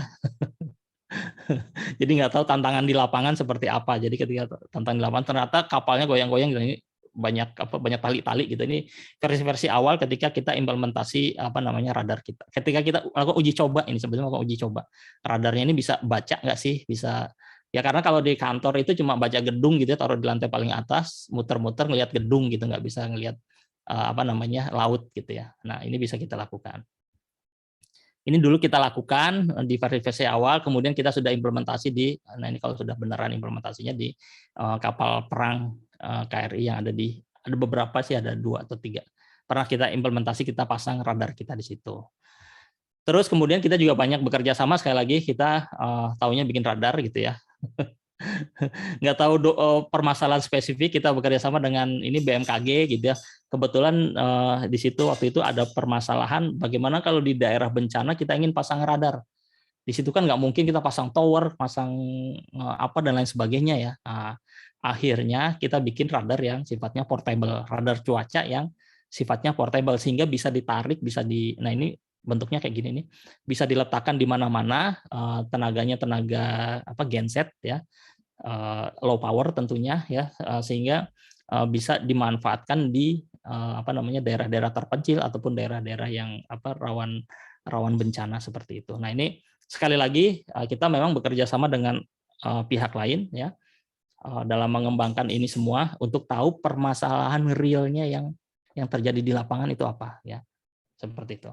Ini juga kita bekerja sama dengan Wakatobi AIS ya namanya, Automatic Identification System. Jadi kalau mungkin teman-teman pernah install aplikasi flight radar ya. Jadi kalau di flight radar atau radar 24 ya, kita bisa melihat pesawat mana saja yang sedang ke arah mana gitu ya. Nah, kalau di laut pun demikian, sebetulnya mereka juga punya apa namanya punya sensor seperti itu, dan setiap kapal harusnya menyalakan sensor tersebut gitu ya. Jadi di situ bisa ketahuan ini kapalnya jenis apa, warga apa, berkebangsaan mana, bendera mana dan lain sebagainya ya. Di situ seharusnya ada informasi-informasi itu. Nah, ini kita membangun AIS yang versi light-nya ya. Kita kembangkan, kita inovasikan, ini PCB-nya, board-nya kita bikin sendiri ya. Itu kita bekerja sama dengan apa ya, KKP di Wakatobi ya, karena waktu itu kita ngobrol-ngobrol, ketemu ya, karena kita sering ketemu orang, kita tanya problemnya apa, oh ternyata problem begini. Nah, ternyata di Wakatobi itu ya katanya sering terjadi nelayan itu sering hilang gitu ya, hampir setiap hari ada aja nelayan yang hilang ya, karena mungkin lautnya itu laut luas gitu dan laut lepas ya, sehingga kadang-kadang nelayan-nelayan kecil gitu ya bisa terdampar, kadang-kadang terdampar ke Australia, terdampar kemana gitu dan lain sebagainya ya. Jadi gimana caranya supaya nelayan-nelayan ini bisa terpantau dan bisa mengirimkan sinyal tanda bahaya. Misalkan kalau motor kapal mereka mati ya, kalau motor kapal mati itu mereka nggak bisa ngapa-ngapain, dan guncangan ombak itu akan semakin terasa di kapal tersebut, sehingga ya itu cukup berbahaya ya. Nah, gimana caranya? Kalau pakai handphone tentu nggak ada handphone gitu ya, karena sinyal nggak ada di tengah laut ya. Akhirnya kita buatkan solusinya menggunakan AIS ini, Automatic Identification System. Itu ada tombolnya, tinggal dipencet aja kalau ada masalah, kemudian nanti akan mengirim sinyal ke ke perangkat atau ke receiver yang bisa menerima sinyal AIS ini gitu ya. Nah, ini kita buatkan aplikasi mobile-nya ya. Ini kita buatkan dashboard-nya, jadi kita tahu kapalnya itu ada di mana aja ya. Cuma kadang-kadang nelayan itu nggak mau diketahui dia nangkap ikan di mana gitu kan, kadang-kadang rebutan lahan gitu ya. Bisa jadi seperti itu ya. Ya bisa dinyalakan saja bisa dinyalakan kalau membutuhkan bantuan, itu bisa dilakukan ya. Tantangan berikutnya adalah tidak ada sinyal, kemudian baterai, masalah baterai juga harus bisa, misalnya kalau nelayan itu biasanya lebih dari 5 hari di laut gitu ya, jadi baterainya harus tahan sampai 5 hari, 6 hari dan seterusnya ya. Jadi teknologinya situ jadi bermacam-macam yang melibatkan teknologi. Nah, dan ini memang menjadi solusi buat hal-hal yang seperti itu. Ada juga kami mengembangkan ini timbangan ikan. Jadi ini juga bekerja sama dengan KKP ya. Ini implementasinya kemarin di daerah Jogja, di Cilacap, di daerah Cilacap ya. Jadi pelelangan ikan Cilacap, kadang-kadang kan ketika nelayan masuk itu biasanya KKP ingin mendata sebetulnya produksi ikan itu seberapa banyak sih ya, mereka melakukan timbangan. Nah, ini juga ini sensornya nanti di sini bisa dipantau, oh ternyata di Cilacap itu lagi banyak ikan A gitu. Jadi ditimbang kemudian dimasukkan jenis ikannya. Jadi ikan A, ikan B, ikan C gitu dan seterusnya gitu. Nanti informasinya itu akan dikirim ke pusat dengan informasi bahwa ya ternyata kita produksi ikan ini lagi bagus-bagusnya dan lain sebagainya. Jadi kita bisa mengetahui produksi ikan di suatu daerah gitu kan. Kadang-kadang informasi tersebut sangat penting untuk diketahui. Ini menggunakan sensor dan IoT. Jadi apakah kita bisa, maksudnya teman-teman bisa bikin ini? Harusnya bisa gitu ya. Cuma sekali lagi harus tahu ya, sama kayak bikin paper ya. Problemnya apa sih gitu ya. Kayak startup juga gitu. Problemnya apa sih yang ingin di-solve gitu ya kan. Nanti dari problemnya itu harus kuat ya, baru bisa nanti kita bikin solusinya. Ini sekilas kegiatan kami, saya ambil dari sosial medianya Solusi 247. Alhamdulillah kita dapat anugerah industri inovatif ya, peringkat pertama dari Ristek BRIN pada saat ini Pak Bambang Brojo Negoro gitu ya. Pak Menteri menganugerahkan industri menengah inovatif ya, kategori industri menengah inovatif. Kemudian kita juga dapat pendanaan melalui Ristek BRIN pada saat itu. Ini lumayan nih, angkanya kelihatan nggak di situ? Ya lihat aja nih, sekitar 1, sekian lah. Kalau nggak salah itu ada 1, sekian M ya. Lumayan dapat pendanaan segitu. Kemudian ini hasil kerjasama kita bikin radar dengan UI waktu itu, dengan Elektro UI ya. Jadi memang banyak pihak kita coba kerjasamakan gitu. Bisa apa nanti ya kita kerjain bareng, dananya kita cari bareng gitu ya. Kemudian nanti ya kalau bisa menyelesaikan masalah-masalah yang lebih spesifik ya. Ini workshop kita juga mengadakan workshop terakhir tahun 2016 ya kalau nggak salah ya, kita ke Unhas ya, kita ada workshop, kita ada ID Big Data Meetup di situ juga gitu ya, kalau nggak salah sekitar 2016-an gitu kita sempat ke sana. Ini sekilas mengenai apa yang kami inovasikan dengan teknologi yang ada gitu ya. Jadi kita memanfaatkan teknologi open source, kita memanfaatkan apa yang ada gitu ya, masalah yang ada, kemampuan kita gali di situ, kita perdalam di situ dengan masalah-masalah yang ada. Gitu. Intinya sih sebetulnya masalah. Nah, ini kami juga mengembangkan sesuatu yang baru mengenai edukasi ya. Kita mengembangkan datalearns247.com ya. Di sini kita mengembangkan tim edukasi. Jadi kita mengembangkan data talent yang ada di Indonesia, bagaimana supaya mereka bisa menguasai teknologi yang terkait dengan data dan artificial intelligence. Mulai dari, jadi sebetulnya di data itu banyak role atau banyak pekerja atau banyak tugas yang bisa dilakukan. Mulai dari data analis, BI developer, data administrator, AI engineer, data engineer dan lain sebagainya. Sebetulnya areanya itu cukup banyak gitu ya. Kita mengembangkan kurikulum di situ, kita mengembangkan sertifikasi, kita mengembangkan training di situ. Berikutnya kita juga mengembangkan komunitas. Kita mengajak banyak pihak juga untuk sharing knowledge di situ gitu ya, teman-teman yang dari industri, dari ya intinya A, B, C, G ya. Akademik, bisnis, community dan government ya. Semua sharing di situ mengenai problem, mengenai apa yang diimplementasikan, mengenai pengetahuan dan lain sebagainya, mengenai pengalaman dan lain sebagainya. Kita sudah konferensi 6 kali conference ya, Big Data Indonesia, konferensi Big Data Indonesia. Terakhir 2020 kemarin kita lakukan secara online ya, kita kerjasama dengan Universitas Syahkuala, tadinya mau di Jogja, terus kemudian karena ada pandemi akhirnya kita lakukan secara online ya. Tapi ya online juga lumayan ya, jadi jangkauannya bisa lebih luas. Kemudian kita juga mengadakan meet up seperti biasa.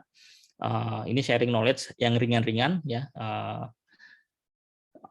untuk menambah wawasan ya. Kita sudah 32 kali dan kita sudah mengunjungi universitas sebanyak 22 universitas dan di 15 kota ya. Jadi kalau teman-teman ingin gabung silakan saja ke mengikuti sosial media kami ya. Berikutnya adalah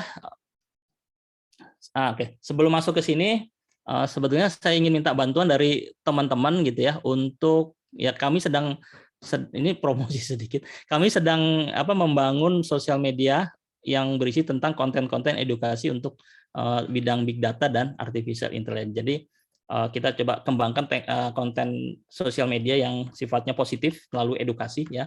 Kalau bisa mohon bantuannya untuk memfollow ya, mensubscribe sehingga kita bisa menyebarluaskan konten-konten positif ya di sosial media. Jadi di sosial media enggak hanya hiburan ya, enggak hanya sesuatu yang aneh-aneh gitu ya.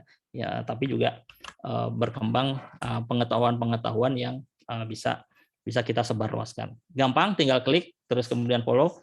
Nanti kalau ada posting silakan di like ataupun kasih komentar ya, sehingga konten tersebut bisa tampil di teman-teman yang lain, sehingga konten edukasi tersebut bisa lebih tersebar luas, sehingga kita bisa belajar secara ringan ya melalui sosial media. Kita belajar melalui sosial media, jadi nggak perlu khusus belajar di kelas, tapi buat ngingat-ngingat gitu ya, itu lumayan buat teman-teman yang sedang belajar.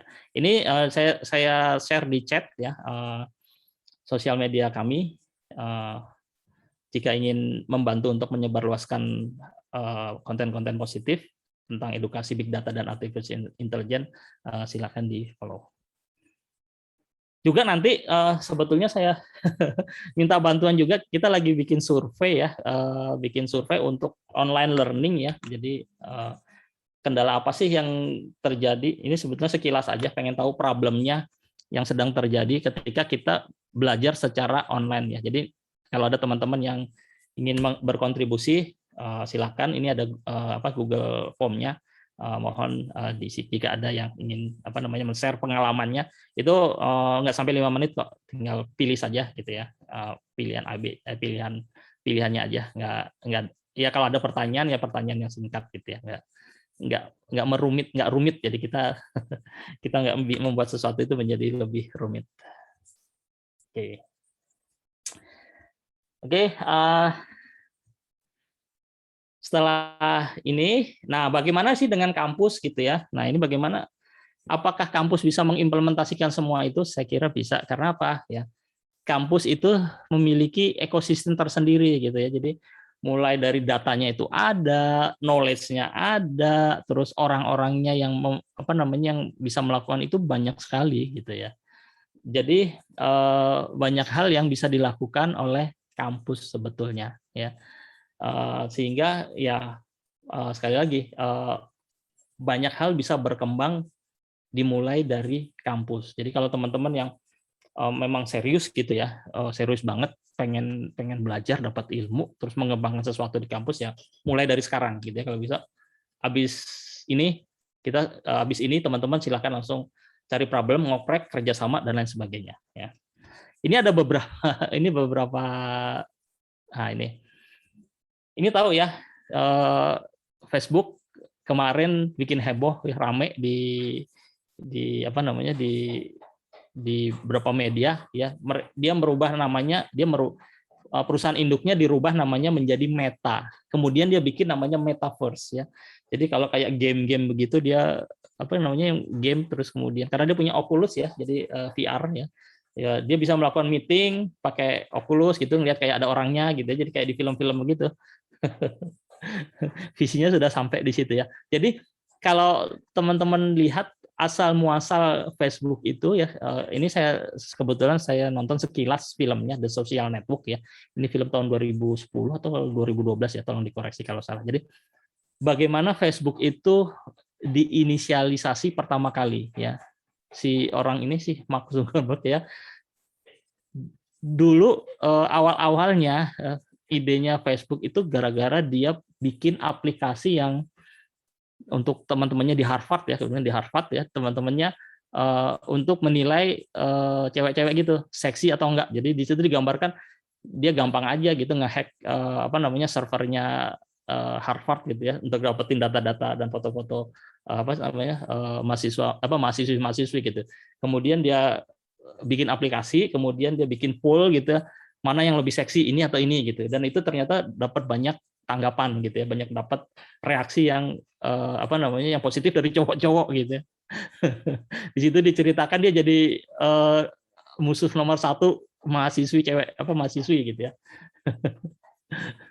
Dimusuhin sama apa namanya cewek-cewek karena ya dianggap mungkin ya kurang kurang sesuai. Walaupun di sana apa di luaran begitu tapi ya tetap aja apa namanya dianggap kurang pantas gitu ya. Nah, dari situ dia mengembangkan yang namanya Facebook gitu. Dia menilai bahwa kok aplikasi ini cukup sesuai gitu ya. Cukup diminati karena apa? Karena sebetulnya kan banyak aja aplikasi lain yang urusan apa namanya cewek seksi gitu ya. Tapi kenapa aplikasi ini masih diminati oleh mahasiswa Harvard?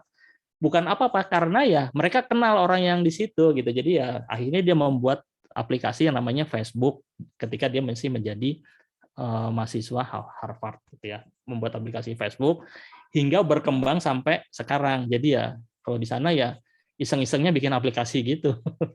Bikin aplikasi itu kayak bikin cendol aja cepet banget bikinnya. Jadi jago banget dia. Memang dia jago sih sama teman-temannya gitu bikin aplikasi ya.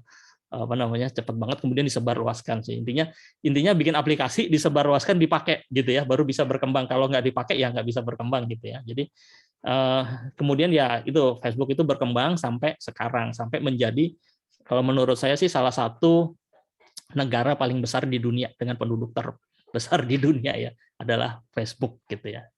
Jadi dia makanya dia berani membuat namanya metaverse ya. Jadi bikin universe-nya sendiri untuk apa namanya untuk social network apa universe untuk social networknya Facebook gitu ya. Jadi visinya sudah sampai di situ. Jadi ya kita jadi teman-teman mahasiswa juga sudah bisa mulai seperti tadi saya bilang kalau memang ingin dapat ilmunya bikin sesuatu ya bikin sesuatu dan sesuatu itu harus bisa digunakan ya jangan bikin sesuatu tapi tidak digunakan gitu ya kalau tidak digunakan tentu tidak bisa dikembangkan kalau tidak bisa dikembangkan ya intinya nggak tahu problem apa yang ada di aplikasi tersebut ya kadang-kadang ya ada apa teman-teman mahasiswa tuh banyak pengen tahu real problem ya bikin aja real problem karena di kampus itu ya orangnya kan banyak gitu ya itu bisa dilakukan seperti itu. Ini salah satu contoh sukses ya, contoh fenomenal.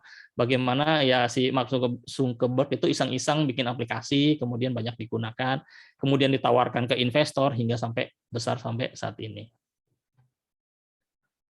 Nah, ya sekali lagi di apa namanya di pengolahan data ya ini saya sebut dengan data rockstar ya sebetulnya banyak hal banyak orang yang terlibat di situ. Jadi kalau aplikasi biasanya sih ada beberapa aplikasi yang ada beberapa kategori. Kalau dulu ketika belajar tentang manajemen information system itu ada aplikasi dibagi menjadi 3 ya. Ada yang berkaitan dengan BSS, business support system ya, berkaitan dengan OSS, operational support system dan berkaitan dengan DSS, decision support system dulu kalau belajar terminologi itu. Kalau analitik arahnya ke decision support system. Tapi analitik itu harus dibantu dan disupport oleh aplikasi lain ya. Ini seperti ini kita. Jadi aplikasi itu pada dasarnya ada front end-nya, ada back end-nya. Nanti dari back end-nya itu kita ambil datanya, kita bikin analisa. Analisa itu bisa dibalikkan lagi ke aplikasi, kemudian dimasukkan lagi dan lain sebagainya. Jadi banyak orang yang bisa terlibat di situ mulai dari front end developer ya, bikin apa namanya aplikasi front end-nya, bikin aplikasi front end itu juga harus bagus, harus nyaman dipakai gitu ya, jangan banyak error gitu ya. Kalau banyak masalah ya orang nggak mau pakai gitu. Orang nggak mau pakai nggak ada data yang mengalir gitu, nggak ada data yang mengalir apa yang dianalisa gitu kalau nggak ada datanya. Berikutnya ada back end developer ya back end developer ini biasanya berkaitan dengan rule-nya dan lain sebagainya. Terus kalau ada UX UI designer, bagaimana supaya aplikasi tersebut tampak baik dan mudah digunakan. Kemudian di bidang data sendiri ada data engineer, data analis, BI developer, data scientist, ada infrastruktur engineer gitu ya. Sekarang kan banyak berkembang cloud computing. Ya, kalau nggak ada yang ngurusin infrastrukturnya gimana gitu kan? Tetap harus ada role infrastruktur engineer. Ada data security-nya karena sekarang juga banyak berita mengenai kebocoran data gitu ya. Jadi ya ini adalah bidang-bidang yang bisa kita geluti, orang-orang IT bisa kita geluti. Sekali lagi balik lagi bahwa ketika kita membuat sesuatu itu harus bisa menyelesaikan masalah. Setelah menyelesaikan masalah, aplikasi atau sesuatu yang kita buat itu harus digunakan. Karena kalau tidak digunakan, maka tidak bisa dikembangkan ke fase berikutnya. Ya, sama seperti tadi banyak cerita bahwa sebetulnya bisa bermula dari kampus seperti Facebook tadi. Oke. Nah, bagaimana memulainya? Ya, memulainya kalau saya mulai dari Bismillah dulu, luruskan niat, ya, teguhkan teguhkan posisi duduk gitu ya. Nah, jadi kita mulai dengan niat yang baik, ya. Terus kemudian kita cari topik yang kira-kira kita tertarik di situ, ya. Kita cari topiknya. Misalnya saya tertarik untuk robotik atau saya tertarik untuk sensor. Saya tertarik untuk data manajemennya, saya tertarik untuk data security-nya. Nah, itu bisa dicari topiknya ya. Atau saya tertarik dengan sosial media, saya tertarik dengan apa lagi? Natural language processing, saya tertarik dengan computer vision. Apapun itu, silakan dicari topiknya, dicari ketertarikan. Berikutnya adalah belajar teorinya. Ya. Belajar teorinya, ya tentu harus tahu teorinya supaya dapat intuisinya gitu ya, tahu latar belakangnya. Berikutnya belajar tools-nya. Kira-kira tools apa saja sih yang mendukung untuk topik yang saya saya pilih.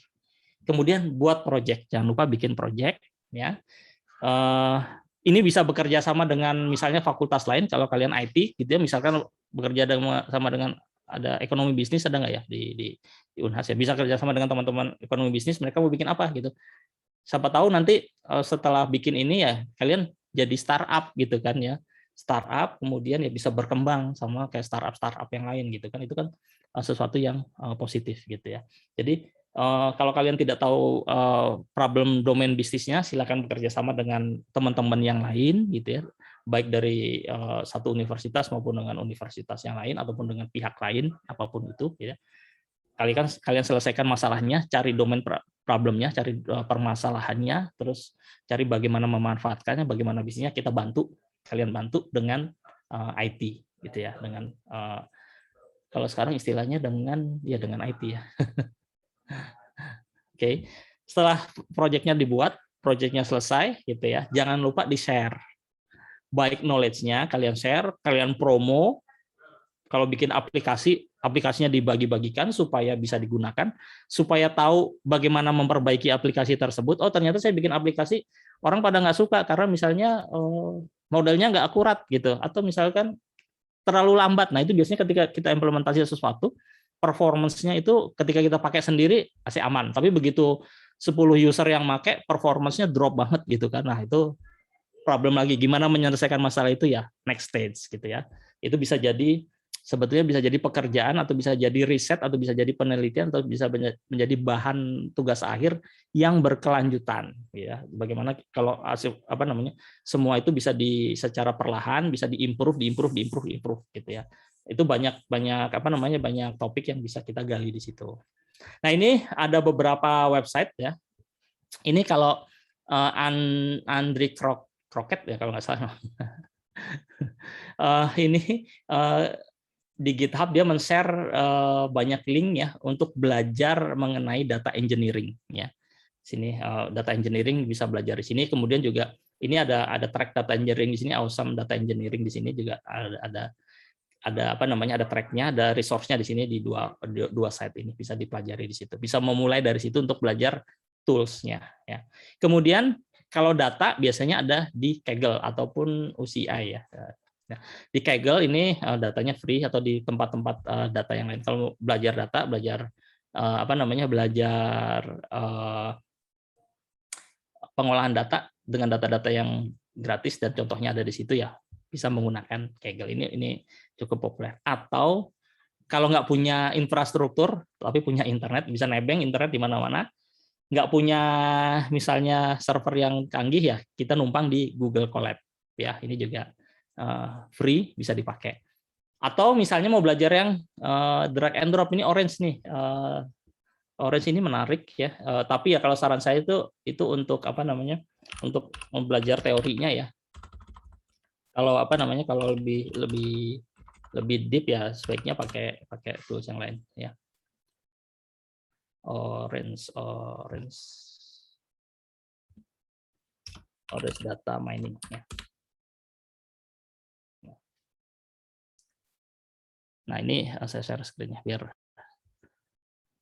Nah, ini Orange data mining mungkin apa namanya? Ada yang sudah tahu juga. Ini gampang, drag and drop, semua fitur, semua preprocessing ada di situ ya. Ini memang apa digunakan untuk edukasi gitu ya. Jadi kalau belajar bagaimana preprocessing, bagaimana implement training model atau implement sebuah algoritma, itu bisa digunakan ini Orange ya. Ini gampang, drag and drop, contohnya juga ada, bisa dipelajari di situ. Terus atau yang lainnya gitu ya. Ini banyak resource saya share, jadi bisa belajar di situ. Atau Anaconda, nih Anaconda salah satu distro untuk Python ya.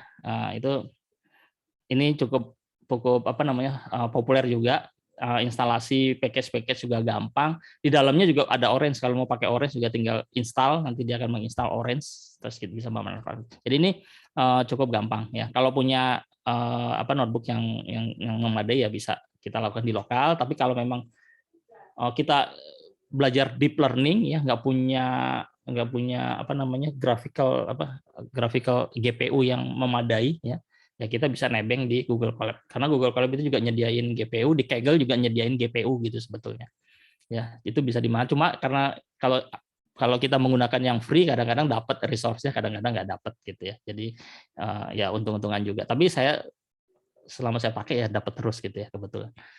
Berikutnya adalah ini ada paper with code ya. Jadi ini ada paper beserta SOTA istilahnya ya.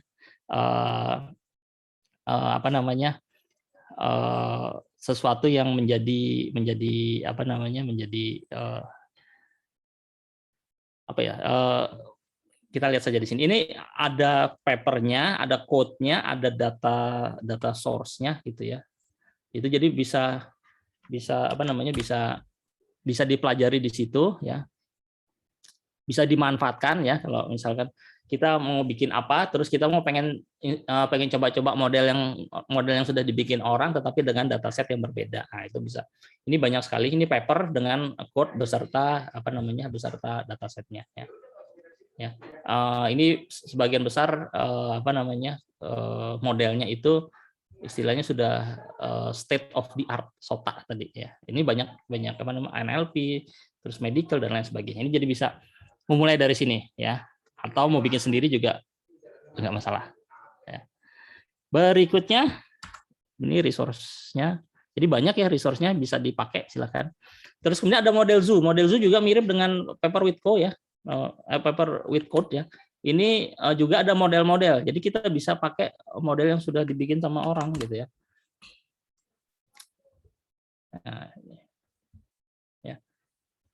ya kalau ya ini SOTA juga state of the art dari model-model dari computer vision, terus kemudian dari natural language processing dan lain sebagainya. Jadi banyak sekali model-model yang sudah di-share sama orang-orang yang peneliti-peneliti yang sudah membuat model mereka, sehingga kita bisa memanfaatkan dengan data yang kita miliki. Jadi benar kata tadi direktur research-nya Google ya, yang penting adalah data gitu ya. Kita punya datanya atau enggak ya, karena model bahasa pemrograman semua sudah di-share sama orang-orang ya. Sini kita bisa memilih pakai PyTorch, pakai Keras ya, atau apapun itu, sini pakai TensorFlow dan lain sebagainya ya.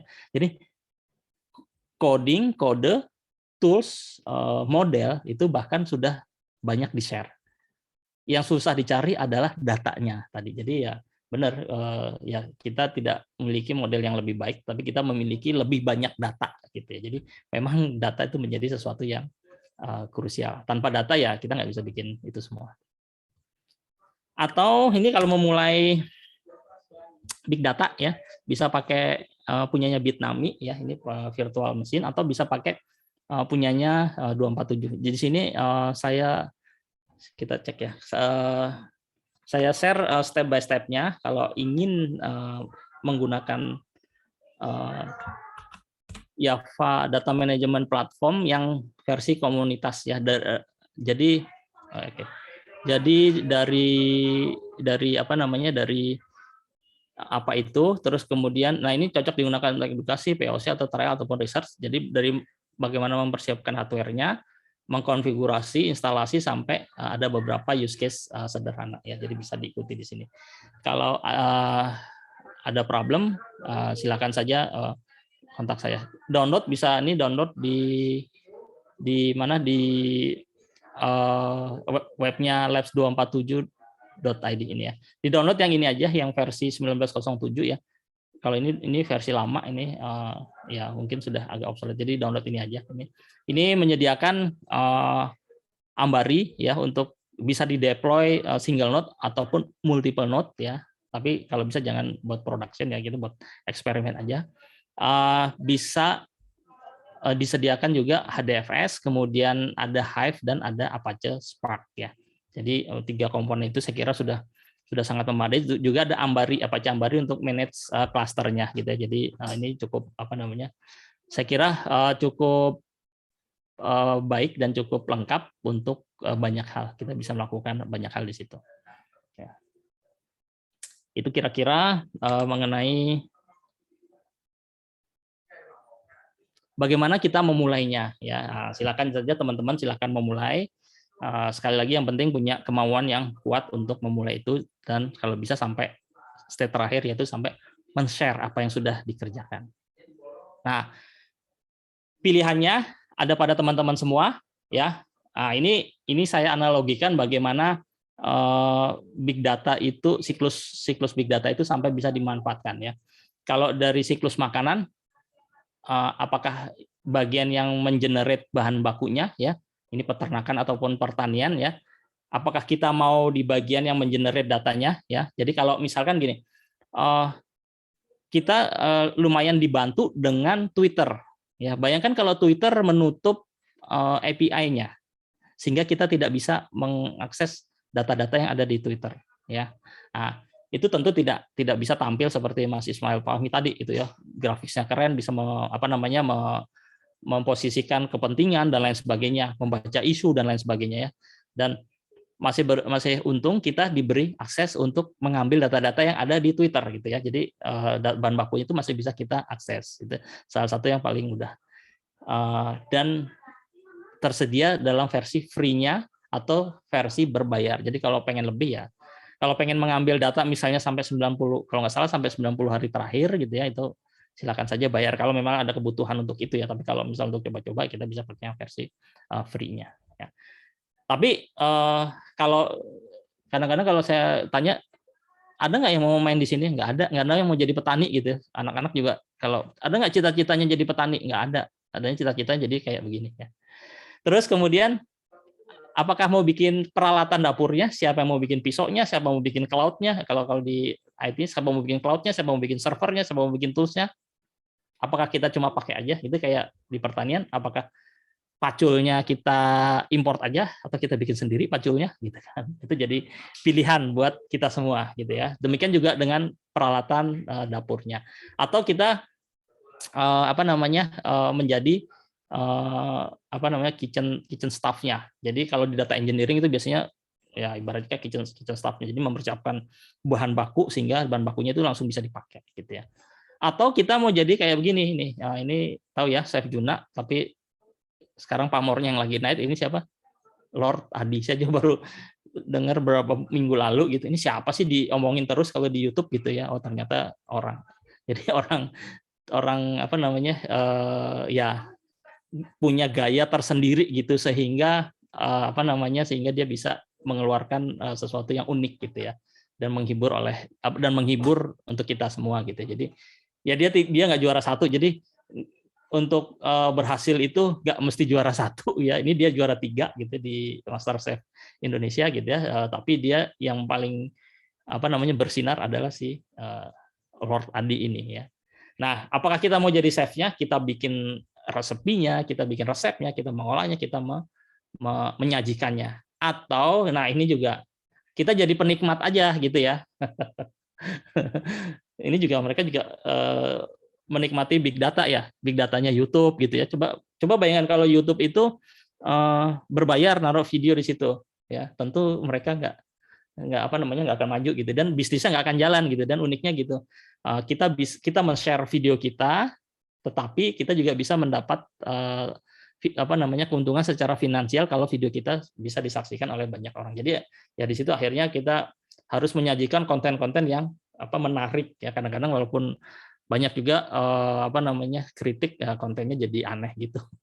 Tapi ya intinya itu ibaratnya kayak apa ya, kayak alami sendiri, nanti akan berguguran secara alami gitu ya, mana konten yang long lasting bisa bertahan lama di situ, mana konten-konten yang hanya sesaat aja. Jadi semua pilihan kita, semua pilihan teman-teman mau jadi di bagian mana nggak masalah, yang penting sekali lagi apa yang kita kerjakan itu bisa dimanfaatkan untuk orang lain dan bisa digunakan untuk orang lain, sehingga itu bisa terus berkembang dan bisa terus bermanfaat gitu ya.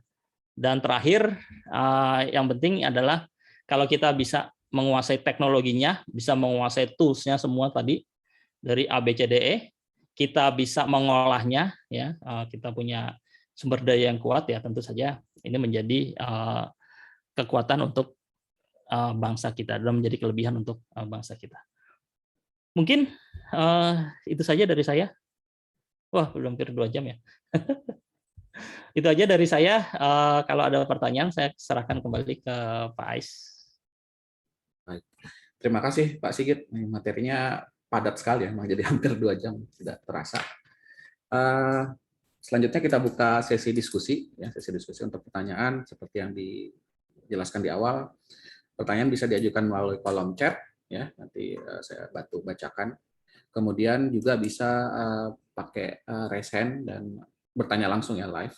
Nanti raise hand, nanti silakan di unmute langsung bertanya. Mungkin ini sudah ada pertanyaan ya dari Pak Adi. Saya coba share dulu.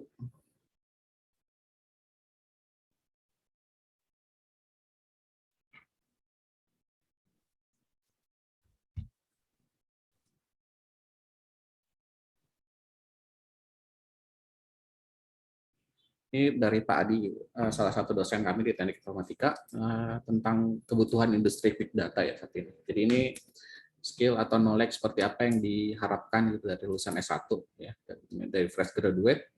Kemudian pertanyaan lanjutannya ini ada saran atau materi topik yang mesti dimasukkan ke dalam kurikulum, misalnya untuk mempersiapkan mahasiswa itu yang kalau mau memang berkarir di industri big data.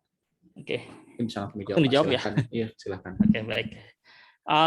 Kebutuhan, jadi seperti tadi saya sudah jelaskan dari end to end, saya rasa bisa disaringkan ya.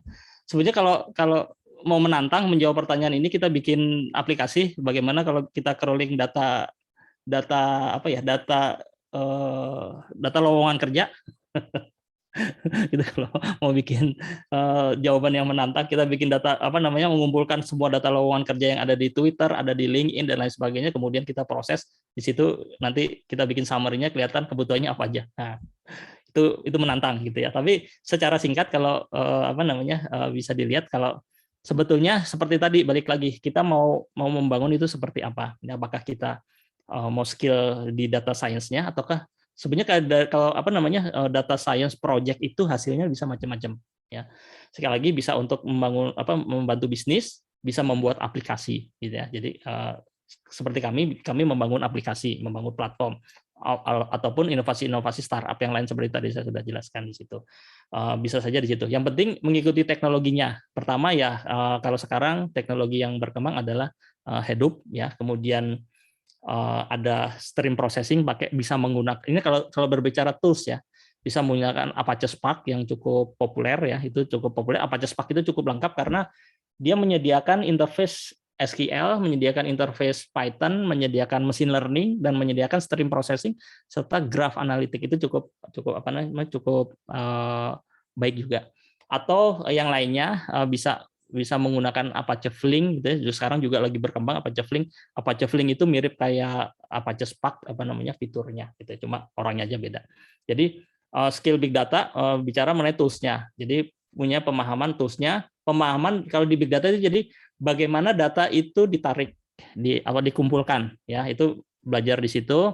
Tuh kalau bicara tools bisa Apache Kafka untuk apa namanya message queue-nya ya. Untuk streamnya bisa pakai Apache NiFi ataupun bisa pakai scripting. Nah ini bisa pakai scripting atau bisa pakai library-library yang sudah disediakan di scripting menggunakan Python ya. Itu untuk bagaimana data itu di-ingest. Bagaimana data itu disimpan. Nah di sini harus belajar beberapa hal seperti kalau sekarang berkembang SQL, SQL dan NoSQL ya. Ataupun kalau yang lainnya adalah indexing ya, misalnya kayak Apache Solr ataupun Apache Solr dan Elasticsearch. Elasticsearch itu kalau nggak salah versi berbayarnya dari Apache Solr ya. Nah, itu indexing itu untuk indeks, untuk bikin search engine dan lain sebagainya. Yang berkembang sekarang cukup lumayan berkembang adalah NoSQL. Itu macam-macam teknologinya, mulai dari Essbase ya kalau relate ke big data, ke Hadoop ya, Essbase atau MongoDB itu juga berkembang cukup pesat gitu ya. Yang banyak digunakan juga MongoDB juga sekarang banyak sekali digunakan. Ataupun teknologi yang lainnya untuk bagaimana kita menyimpan datanya dari SQL, NoSQL sampai kalau indexing. Nah, itu bagaimana disimpan. Berikutnya bagaimana data itu diproses. Nah, bisa pakai SQL. Yang paling banyak sekarang SQL. Jadi SQL itu jadi menurut saya ya jadi mandatory karena apa? Karena banyak sekali data-data sekarang ini sudah disimpan di dalam database. Jadi kemampuan untuk melakukan query yang baik itu sesuatu yang harus dikuasai. Ya. Selain itu juga kalau mau pengetahuan lain seperti data warehouse, pengetahuan konsep-konsep data warehouse itu juga harus dimasukkan juga. Terus kemudian data visualisasi ya.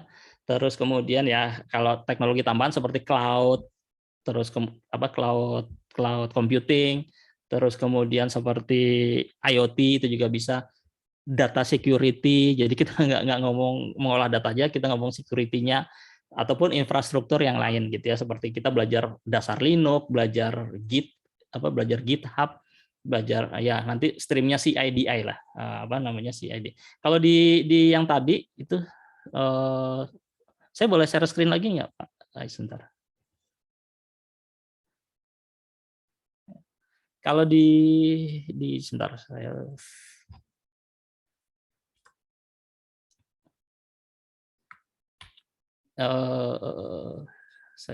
ini ada yang tadi yang di namanya siapa? Andreas Kretz itu tadi. Nah ini.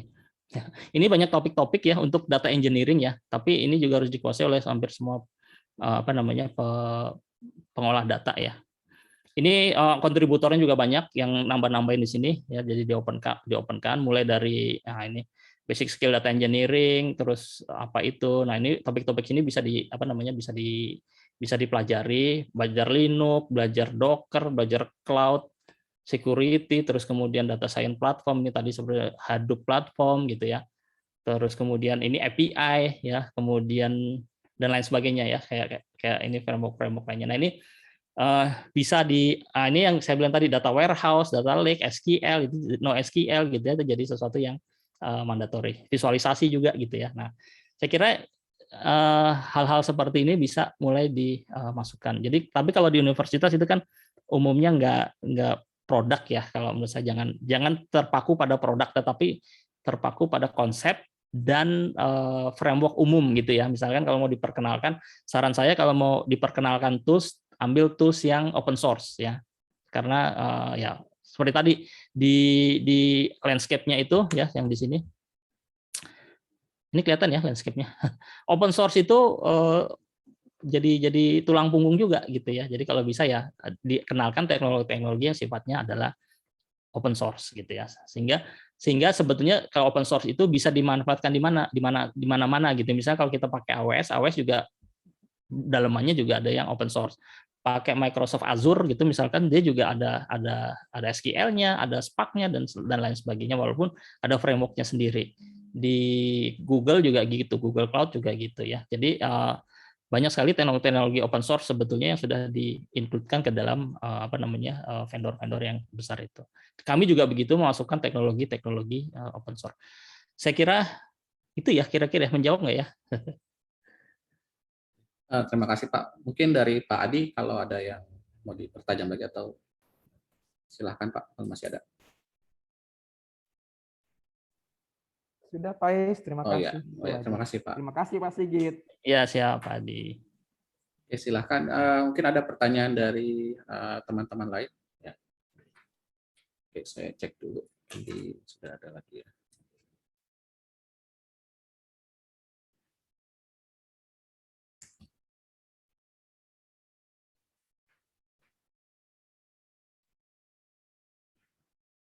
Ini ada pertanyaan lagi Pak, terkait dengan ini ya dari Saudara Rianto tentang NoSQL. Jadi graph database lagi naik-naiknya, mungkin lebih banyak disebut-sebut. Apa saja tools yang bisa diintegrasikan dengan Hadoop ya, atau Spark untuk melakukan graph computing, dan Hadoop sama Spark, ya, ingat Hadoop dan Spark hanya sebatas HDFS dan computing engine saja secara general. Mungkin silahkan Pak Sigit. Ini agak teknis banget nih. Ini agak serius nih nanya tentang graph database. Graph database memang lagi menarik ya, betul. Ada beberapa topik yang cukup naik di sini ya. Sebenarnya toolsnya ya mungkin nggak terlalu banyak, tapi ada seperti Neo4j itu ya. Neo4j kalau nggak salah itu support untuk graph database ya. Jadi dia bisa memvisualisasikan graph ya, hubungan antar nodes ya. Di Spark sendiri dia sebetulnya mensupport untuk graph analitik gitu ya. Jadi tapi saya sendiri terus terang belum banyak mengeksplorasi tentang graph database ini, karena ya di industri masih belum banyak implementasinya gitu ya.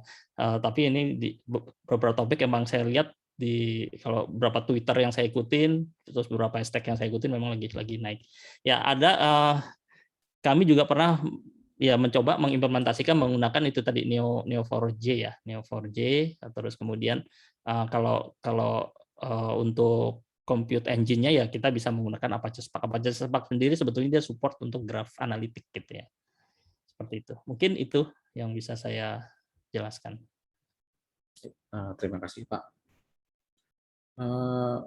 Oke, silakan kalau ada pertanyaan lain, mungkin silakan di raise hand dan langsung bisa di-unmute. Mungkin dari Bapak Ibu dosen atau teman-teman mahasiswa masih ada pertanyaan lain. Oke, mungkin sambil menunggu ya. Saya sendiri ada pertanyaan Pak, mungkin sedikit terkait dengan ini ya. Tadi disebutkan tentang ini ya, salah satu bidang yang mungkin akan cukup keluar nanti. Salah satunya tentang low code ya, low code application platform sama ya. Bahkan kalau sekarang kalau saya sebut mungkin ada no code, sudah ada juga tentang no code platform ya, nggak pakai kode sama sekali udah bisa pakai sistemnya. Atau ini kalau misalnya dikaitkan dengan prospek kerja ya, maupun kalau misalnya AI kan kita bicara bahwa di masa depan mungkin akan ada pekerjaan-pekerjaan yang digantikan oleh baik AI atau machine learning. Dan kalau dengan no code maupun low code ini kira-kira bagaimana hubungannya nanti dengan tenaga kerja digital ya, maupun yang lulusan-lulusan dari IT.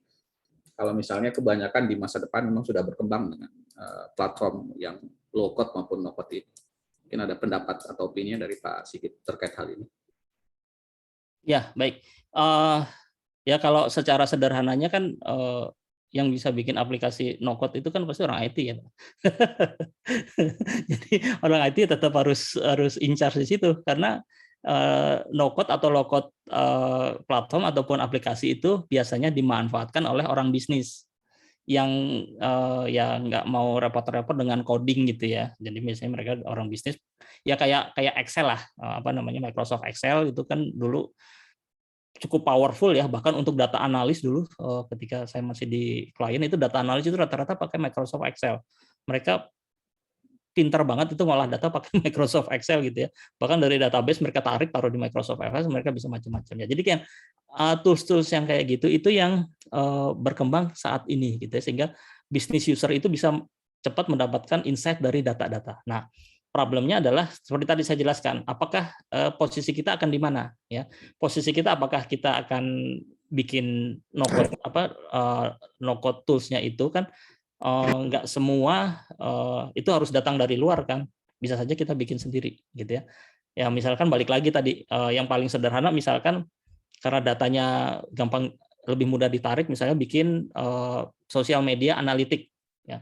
Kita bikinin platformnya dari teman-teman informatika, bikinin platformnya, riset bareng sama orang sosial gitu ya, misalnya orang komunikasi kah, orang marketing kah, ataupun orang bisnis gitu kan, riset bareng di situ sehingga orang-orang yang tidak tahu coding ini bisa memanfaatkan platform kita gitu ya, dan kita bisa dapat banyak hal dari platform kita kalau platform kita itu digunakan.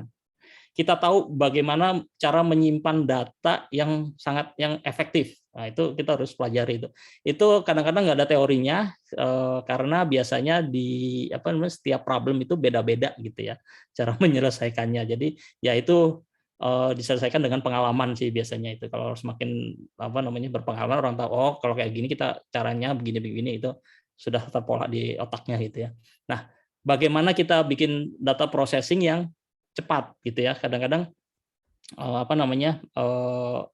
model ya, kita bikin model tapi performance modelnya itu misalnya model prediksi lah gitu ya, prediksi yang paling gampang sentimen analitik gitu ya. Kita pengen tahu sentimennya positif atau negatif kan tentu kita bikin modelnya ya.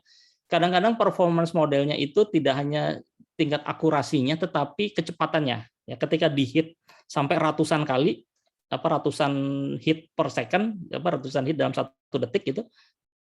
Responnya gimana? Apakah model itu hang? Apakah model itu bisa mengeluarkan respon yang cukup cepat? Nah itu kadang-kadang perlu kita kita melakukan riset di situlah. Kita melakukan perbaikan-perbaikan di situ. Jadi sebetulnya ya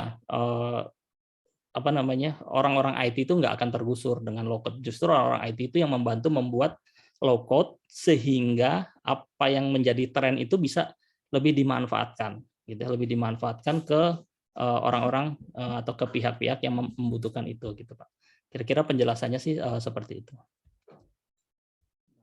Terima kasih. Jadi memang nggak ada ini ya dari low code maupun no code tadi tidak tidak terlalu berpengaruh dengan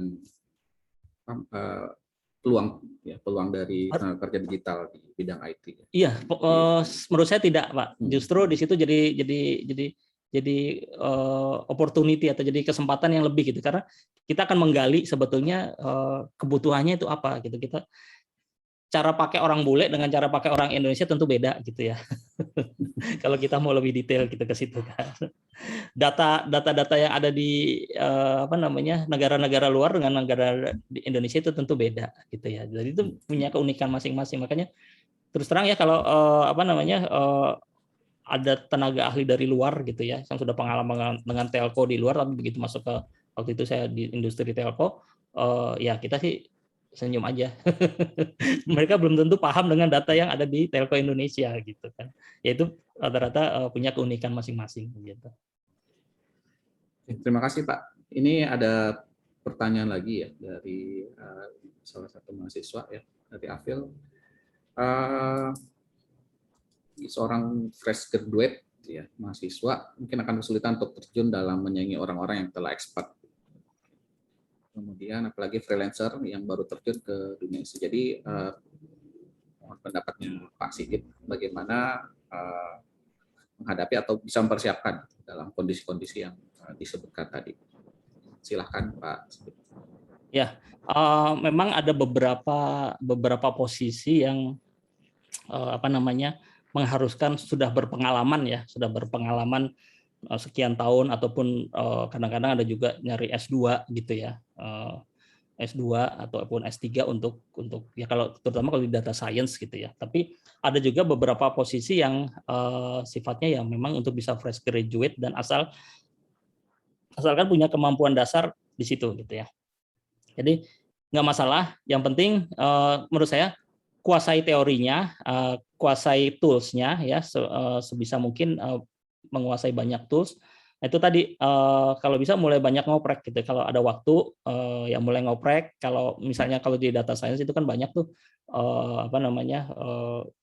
bikin notebook aja, bikin pakai apa namanya Google Colab gitu misalnya, bikin prediksi tentang apa gitu kan. Itu kan banyak contohnya, belajar aja dari situ.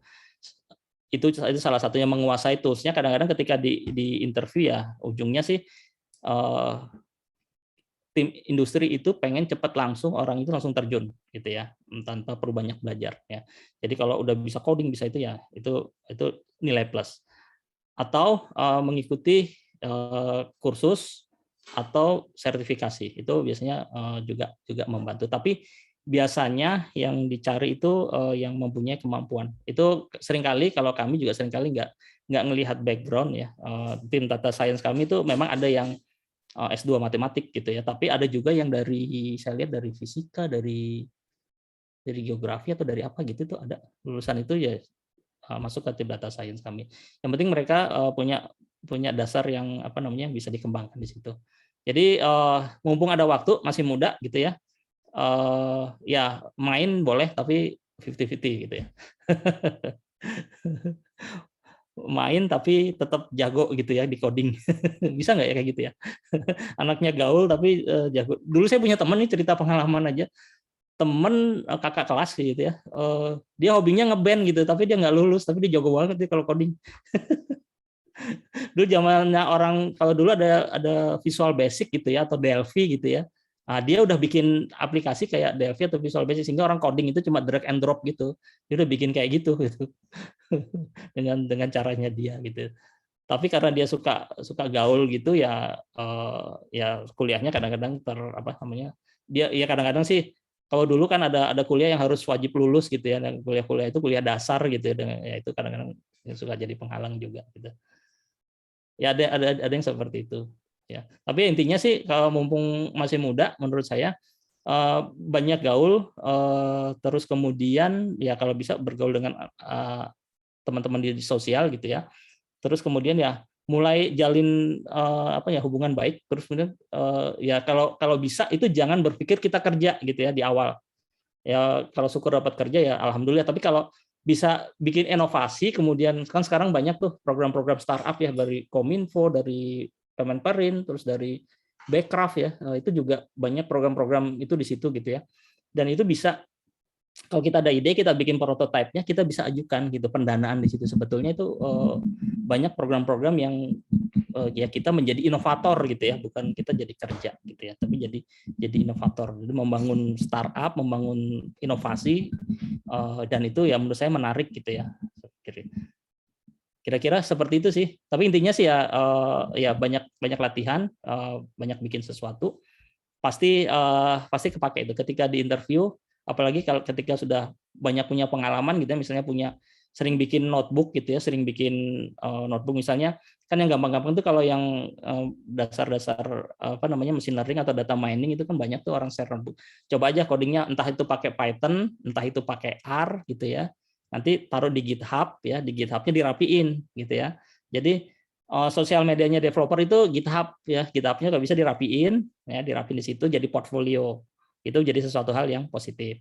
Terus kemudian sharing, suka nulis artikel, sharing di Medium gitu ya, di medium.com itu kan salah satu tempat buat nulis ya. Nanti sharing ke sosial media, mau pakai LinkedIn boleh, kalau LinkedIn itu biasanya mungkin di Indonesia jarang, tetapi di luar itu cukup berkembang. LinkedIn itu untuk profesional. Jadi biasanya orang naruh portfolio itu di situ gitu ya, sehingga banyak dicari sama headhunter gitu ya.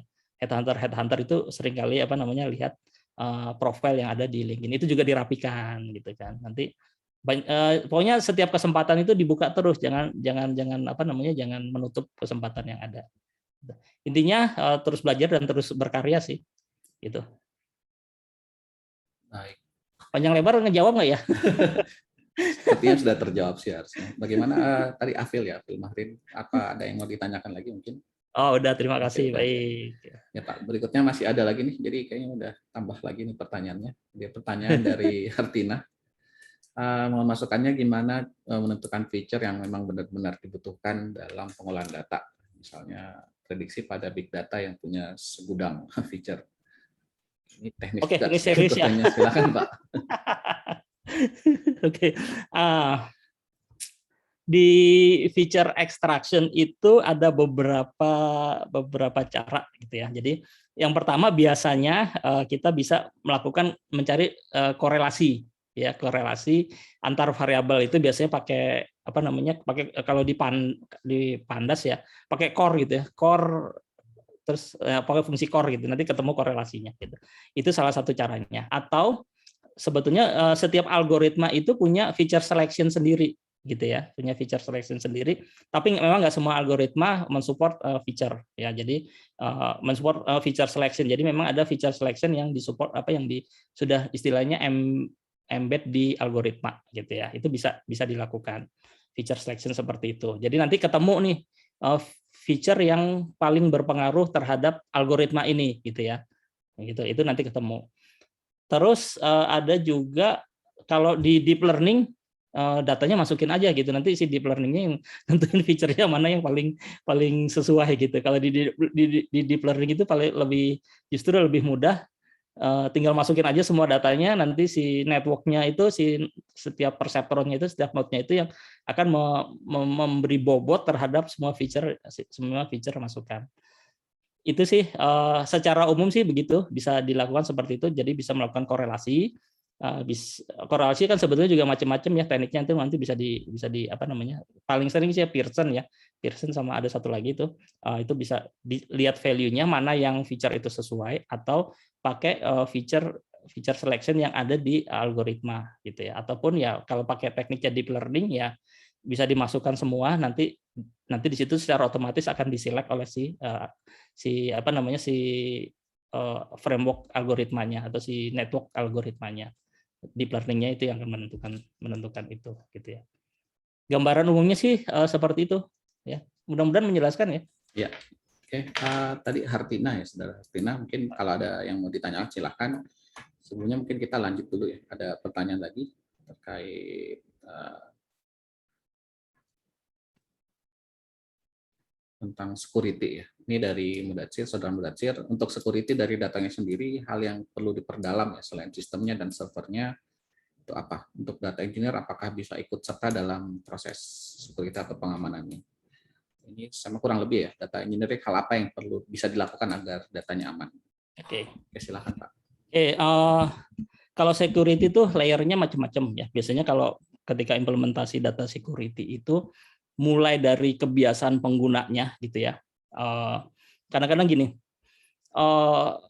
ada satu aplikasi menggunakan satu user gitu ya. Jadi ketika bikin aplikasi dia cuma satu user, sehingga ketika user itu sudah berhasil dipecahkan ya dia bisa mengakses semua hal gitu. Juga ada biasanya misalkan gini, ini dari sisi luarnya dulu ya. Ada kebiasaan user yang harus kita edukasi gitu ya. Misalkan kalau bikin password jangan yang singkat, jangan yang mudah ditebak gitu ya. Tapi kadang-kadang kalau kita bikin password yang rumit juga suka lupa juga gitu ya. Itu juga menjadi kendala ya. Itu salah satunya. Berikutnya di sisi aplikasi, kalau bisa aplikasi sekarang sih, tapi kadang-kadang ada juga yang aplikasi yang passwordnya itu masih flat gitu, jadi bisa kebaca gitu ya. Jadi ada juga aplikasi-aplikasi yang seperti itu. Jadi kalau bisa ketika bikin aplikasinya dalam menyimpan passwordnya itu di-encrypt. Kalau bisa encrypt-nya itu satu arah, artinya tidak bisa di-decrypt. Biasanya sih seperti itu. Jadi passwordnya itu nggak bisa di-decrypt, tapi hanya bisa di-encrypt. Jadi kayak MD5 itu kan misalkan ya, MD5 itu nggak bisa di-decrypt ya. Jadi ketika kita masukkan kata hanya tergenerate MD5-nya. Jadi kalau mau tahu apa itu ya kita katanya harus benar gitu ya. Itu seperti itu. Nah, di level yang lebih deep lagi itu di security itu ya bicara protokol gitu ya. Misalnya belajar protokol HTTPS. Jangan pakai protokol yang yang HTTP gitu ya, harus secure. Terus di dalamnya sendiri nanti bicara mengenai autentifikasi sama authority ya. Jadi nanti bisa pakai ini di network security itu ada Kerberos gitu, di aplikasi bisa ada teknik Kerberos dan lain sebagainya. Atau di level datanya itu harus terencrypt ya. Jadi kalau di big data itu kalau pakai itu ada toolsnya itu sebetulnya itu. Jadi siapa saja yang boleh akses kolom apa saja, misalnya kalau di Hive ya, dia share table Hive ya, tabel database formatnya Hive. Si user ini boleh akses kolom apa aja ya, nanti dikasih cek kolom tertentu hanya nggak boleh diakses tapi dikasih bintang ya, itu juga bisa. Jadi dari sisi toolsnya sendiri itu juga banyak sendiri dan itu bisa dipelajari gitu ya. Jadi dari sisi konsep security-nya, dari sisi konsep toolsnya itu juga bisa dipelajari, dan itu memang banyak sekali sekarang, kecuali memang khusus main di security ya, network security itu nanti ada ilmunya sendiri gitu ya. Kalau ini ketika ngomong data ya biasanya di ujung di datanya itu yang juga harus secure, jadi data itu juga harus terenkripsi dan lain sebagainya, dan itu memang ada toolsnya gitu. Itu kira-kira secara umum ya untuk security itu seperti itu. Apakah data engineering bisa? Biasanya data engineering itu yang mengikuti peraturan yang ditentukan oleh bagian infrastruktur ya.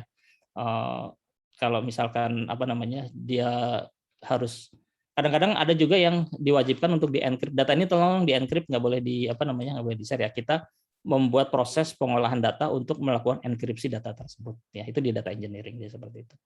Itu bisa dilakukan seperti itu. Baik, terima kasih. Mudahan ini bisa menjawab ya mungkin pengetahuan dari Sumber Datsir. Terima kasih Pak Sigit. Mungkin berhubung kita juga sudah 30 menit lebih ya waktunya, kita bisa tutup untuk sesi diskusi. Sudah cukup banyak tadi yang menjelaskan, mulai dari yang teknis hingga yang bicara secara general ya. Dari beberapa teknis tadi yang sudah ditanyakan. Mudah-mudahan bisa menambah pengetahuan teman-teman serta bapak-bapak dan ibu dosen semua. Untuk sesi diskusi kita bisa tutup, dan sebelum penutup mungkin ada yang mau disampaikan dari Pak Amil, silahkan Pak. Ya, terima kasih banyak Pak Sigit atas sharing sessionnya pada hari ini ya, yang sangat bermanfaat. Banyak sekali pengetahuan yang kita peroleh baik dari sisi makro, kemudian ke teknik, kemudian ide. Mudah-mudahan nanti mahasiswa bisa mengembangkan, juga kita bisa melanjutkan dengan penelitian-penelitian terkait. Ya, mungkin ke depannya nanti kita akan mencoba membangun kerjasama yang lebih dalam lagi dengan solusi 247 ya, dengan ID Big Data. Insya Allah nanti kalau ada kegiatan-kegiatan ID Big Data selanjutnya, kita akan berpartisipasi, Pak Sigit. Terima kasih banyak, Pak Sigit. Mohon maaf jika ada hal-hal yang kurang berkenan. Siap, terima kasih juga. Semoga bermanfaat ya. Kalau ada sesuatu yang ditanyakan lebih detail, ya bisa kontak saya lewat WA ataupun lewat grupnya ID Big Data ya, atau di sosial medianya saya yang tadi ada di presentasi. Ya. Saya tampilkan ya untuk kontaknya Pak Sigit ya, tadi ada beberapa media dari Twitter sampai GitHub, LinkedIn juga bisa dikontak kalau ada yang perlu didiskusikan ya Pak ya. Ya. Oke, jadi terima kasih sekali lagi Pak untuk waktunya ya, berbagi pengetahuan. Dan sebagai penutup mungkin kita buat kenang-kenangan dulu, mungkin bisa nyalakan videonya teman-teman serta bapak-bapak dan ibu dosen, kita istilahnya foto bersama virtual. Silahkan, mungkin teman-teman nanti operator bantu untuk ini ya, capture kalau sudah ada.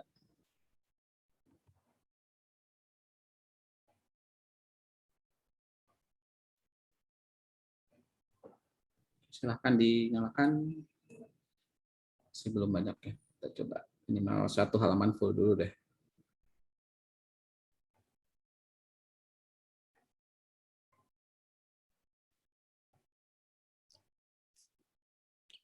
Oke, teman-teman operator mungkin yang capture aja, mungkin diinfokan kalau sudah di capture aja di halaman mana aja. Baik, kami akan capture pada halaman pertama 1, 2, 3. Oke, satu kali lagi 1, 2, 3. Oke, terima kasih Bapak dan Ibu sekalian. Jadi sekian dulu untuk acara kuliah tamu kita hari ini. Sekali lagi terima kasih Pak Sigit. Mudah-mudahan bisa segera bertemu offline aja Pak ya. Bisa datang lagi ke Makassar mungkin. Oke, ya saya tutup aja dengan ucapan Banyak Pak Sigit. Assalamualaikum. taufik wal hidayah. Wassalamualaikum warahmatullahi wabarakatuh. Waalaikumsalam warahmatullahi Assalamualaikum warahmatullahi wabarakatuh. Izin live ya Ya semua. Pak, makasih.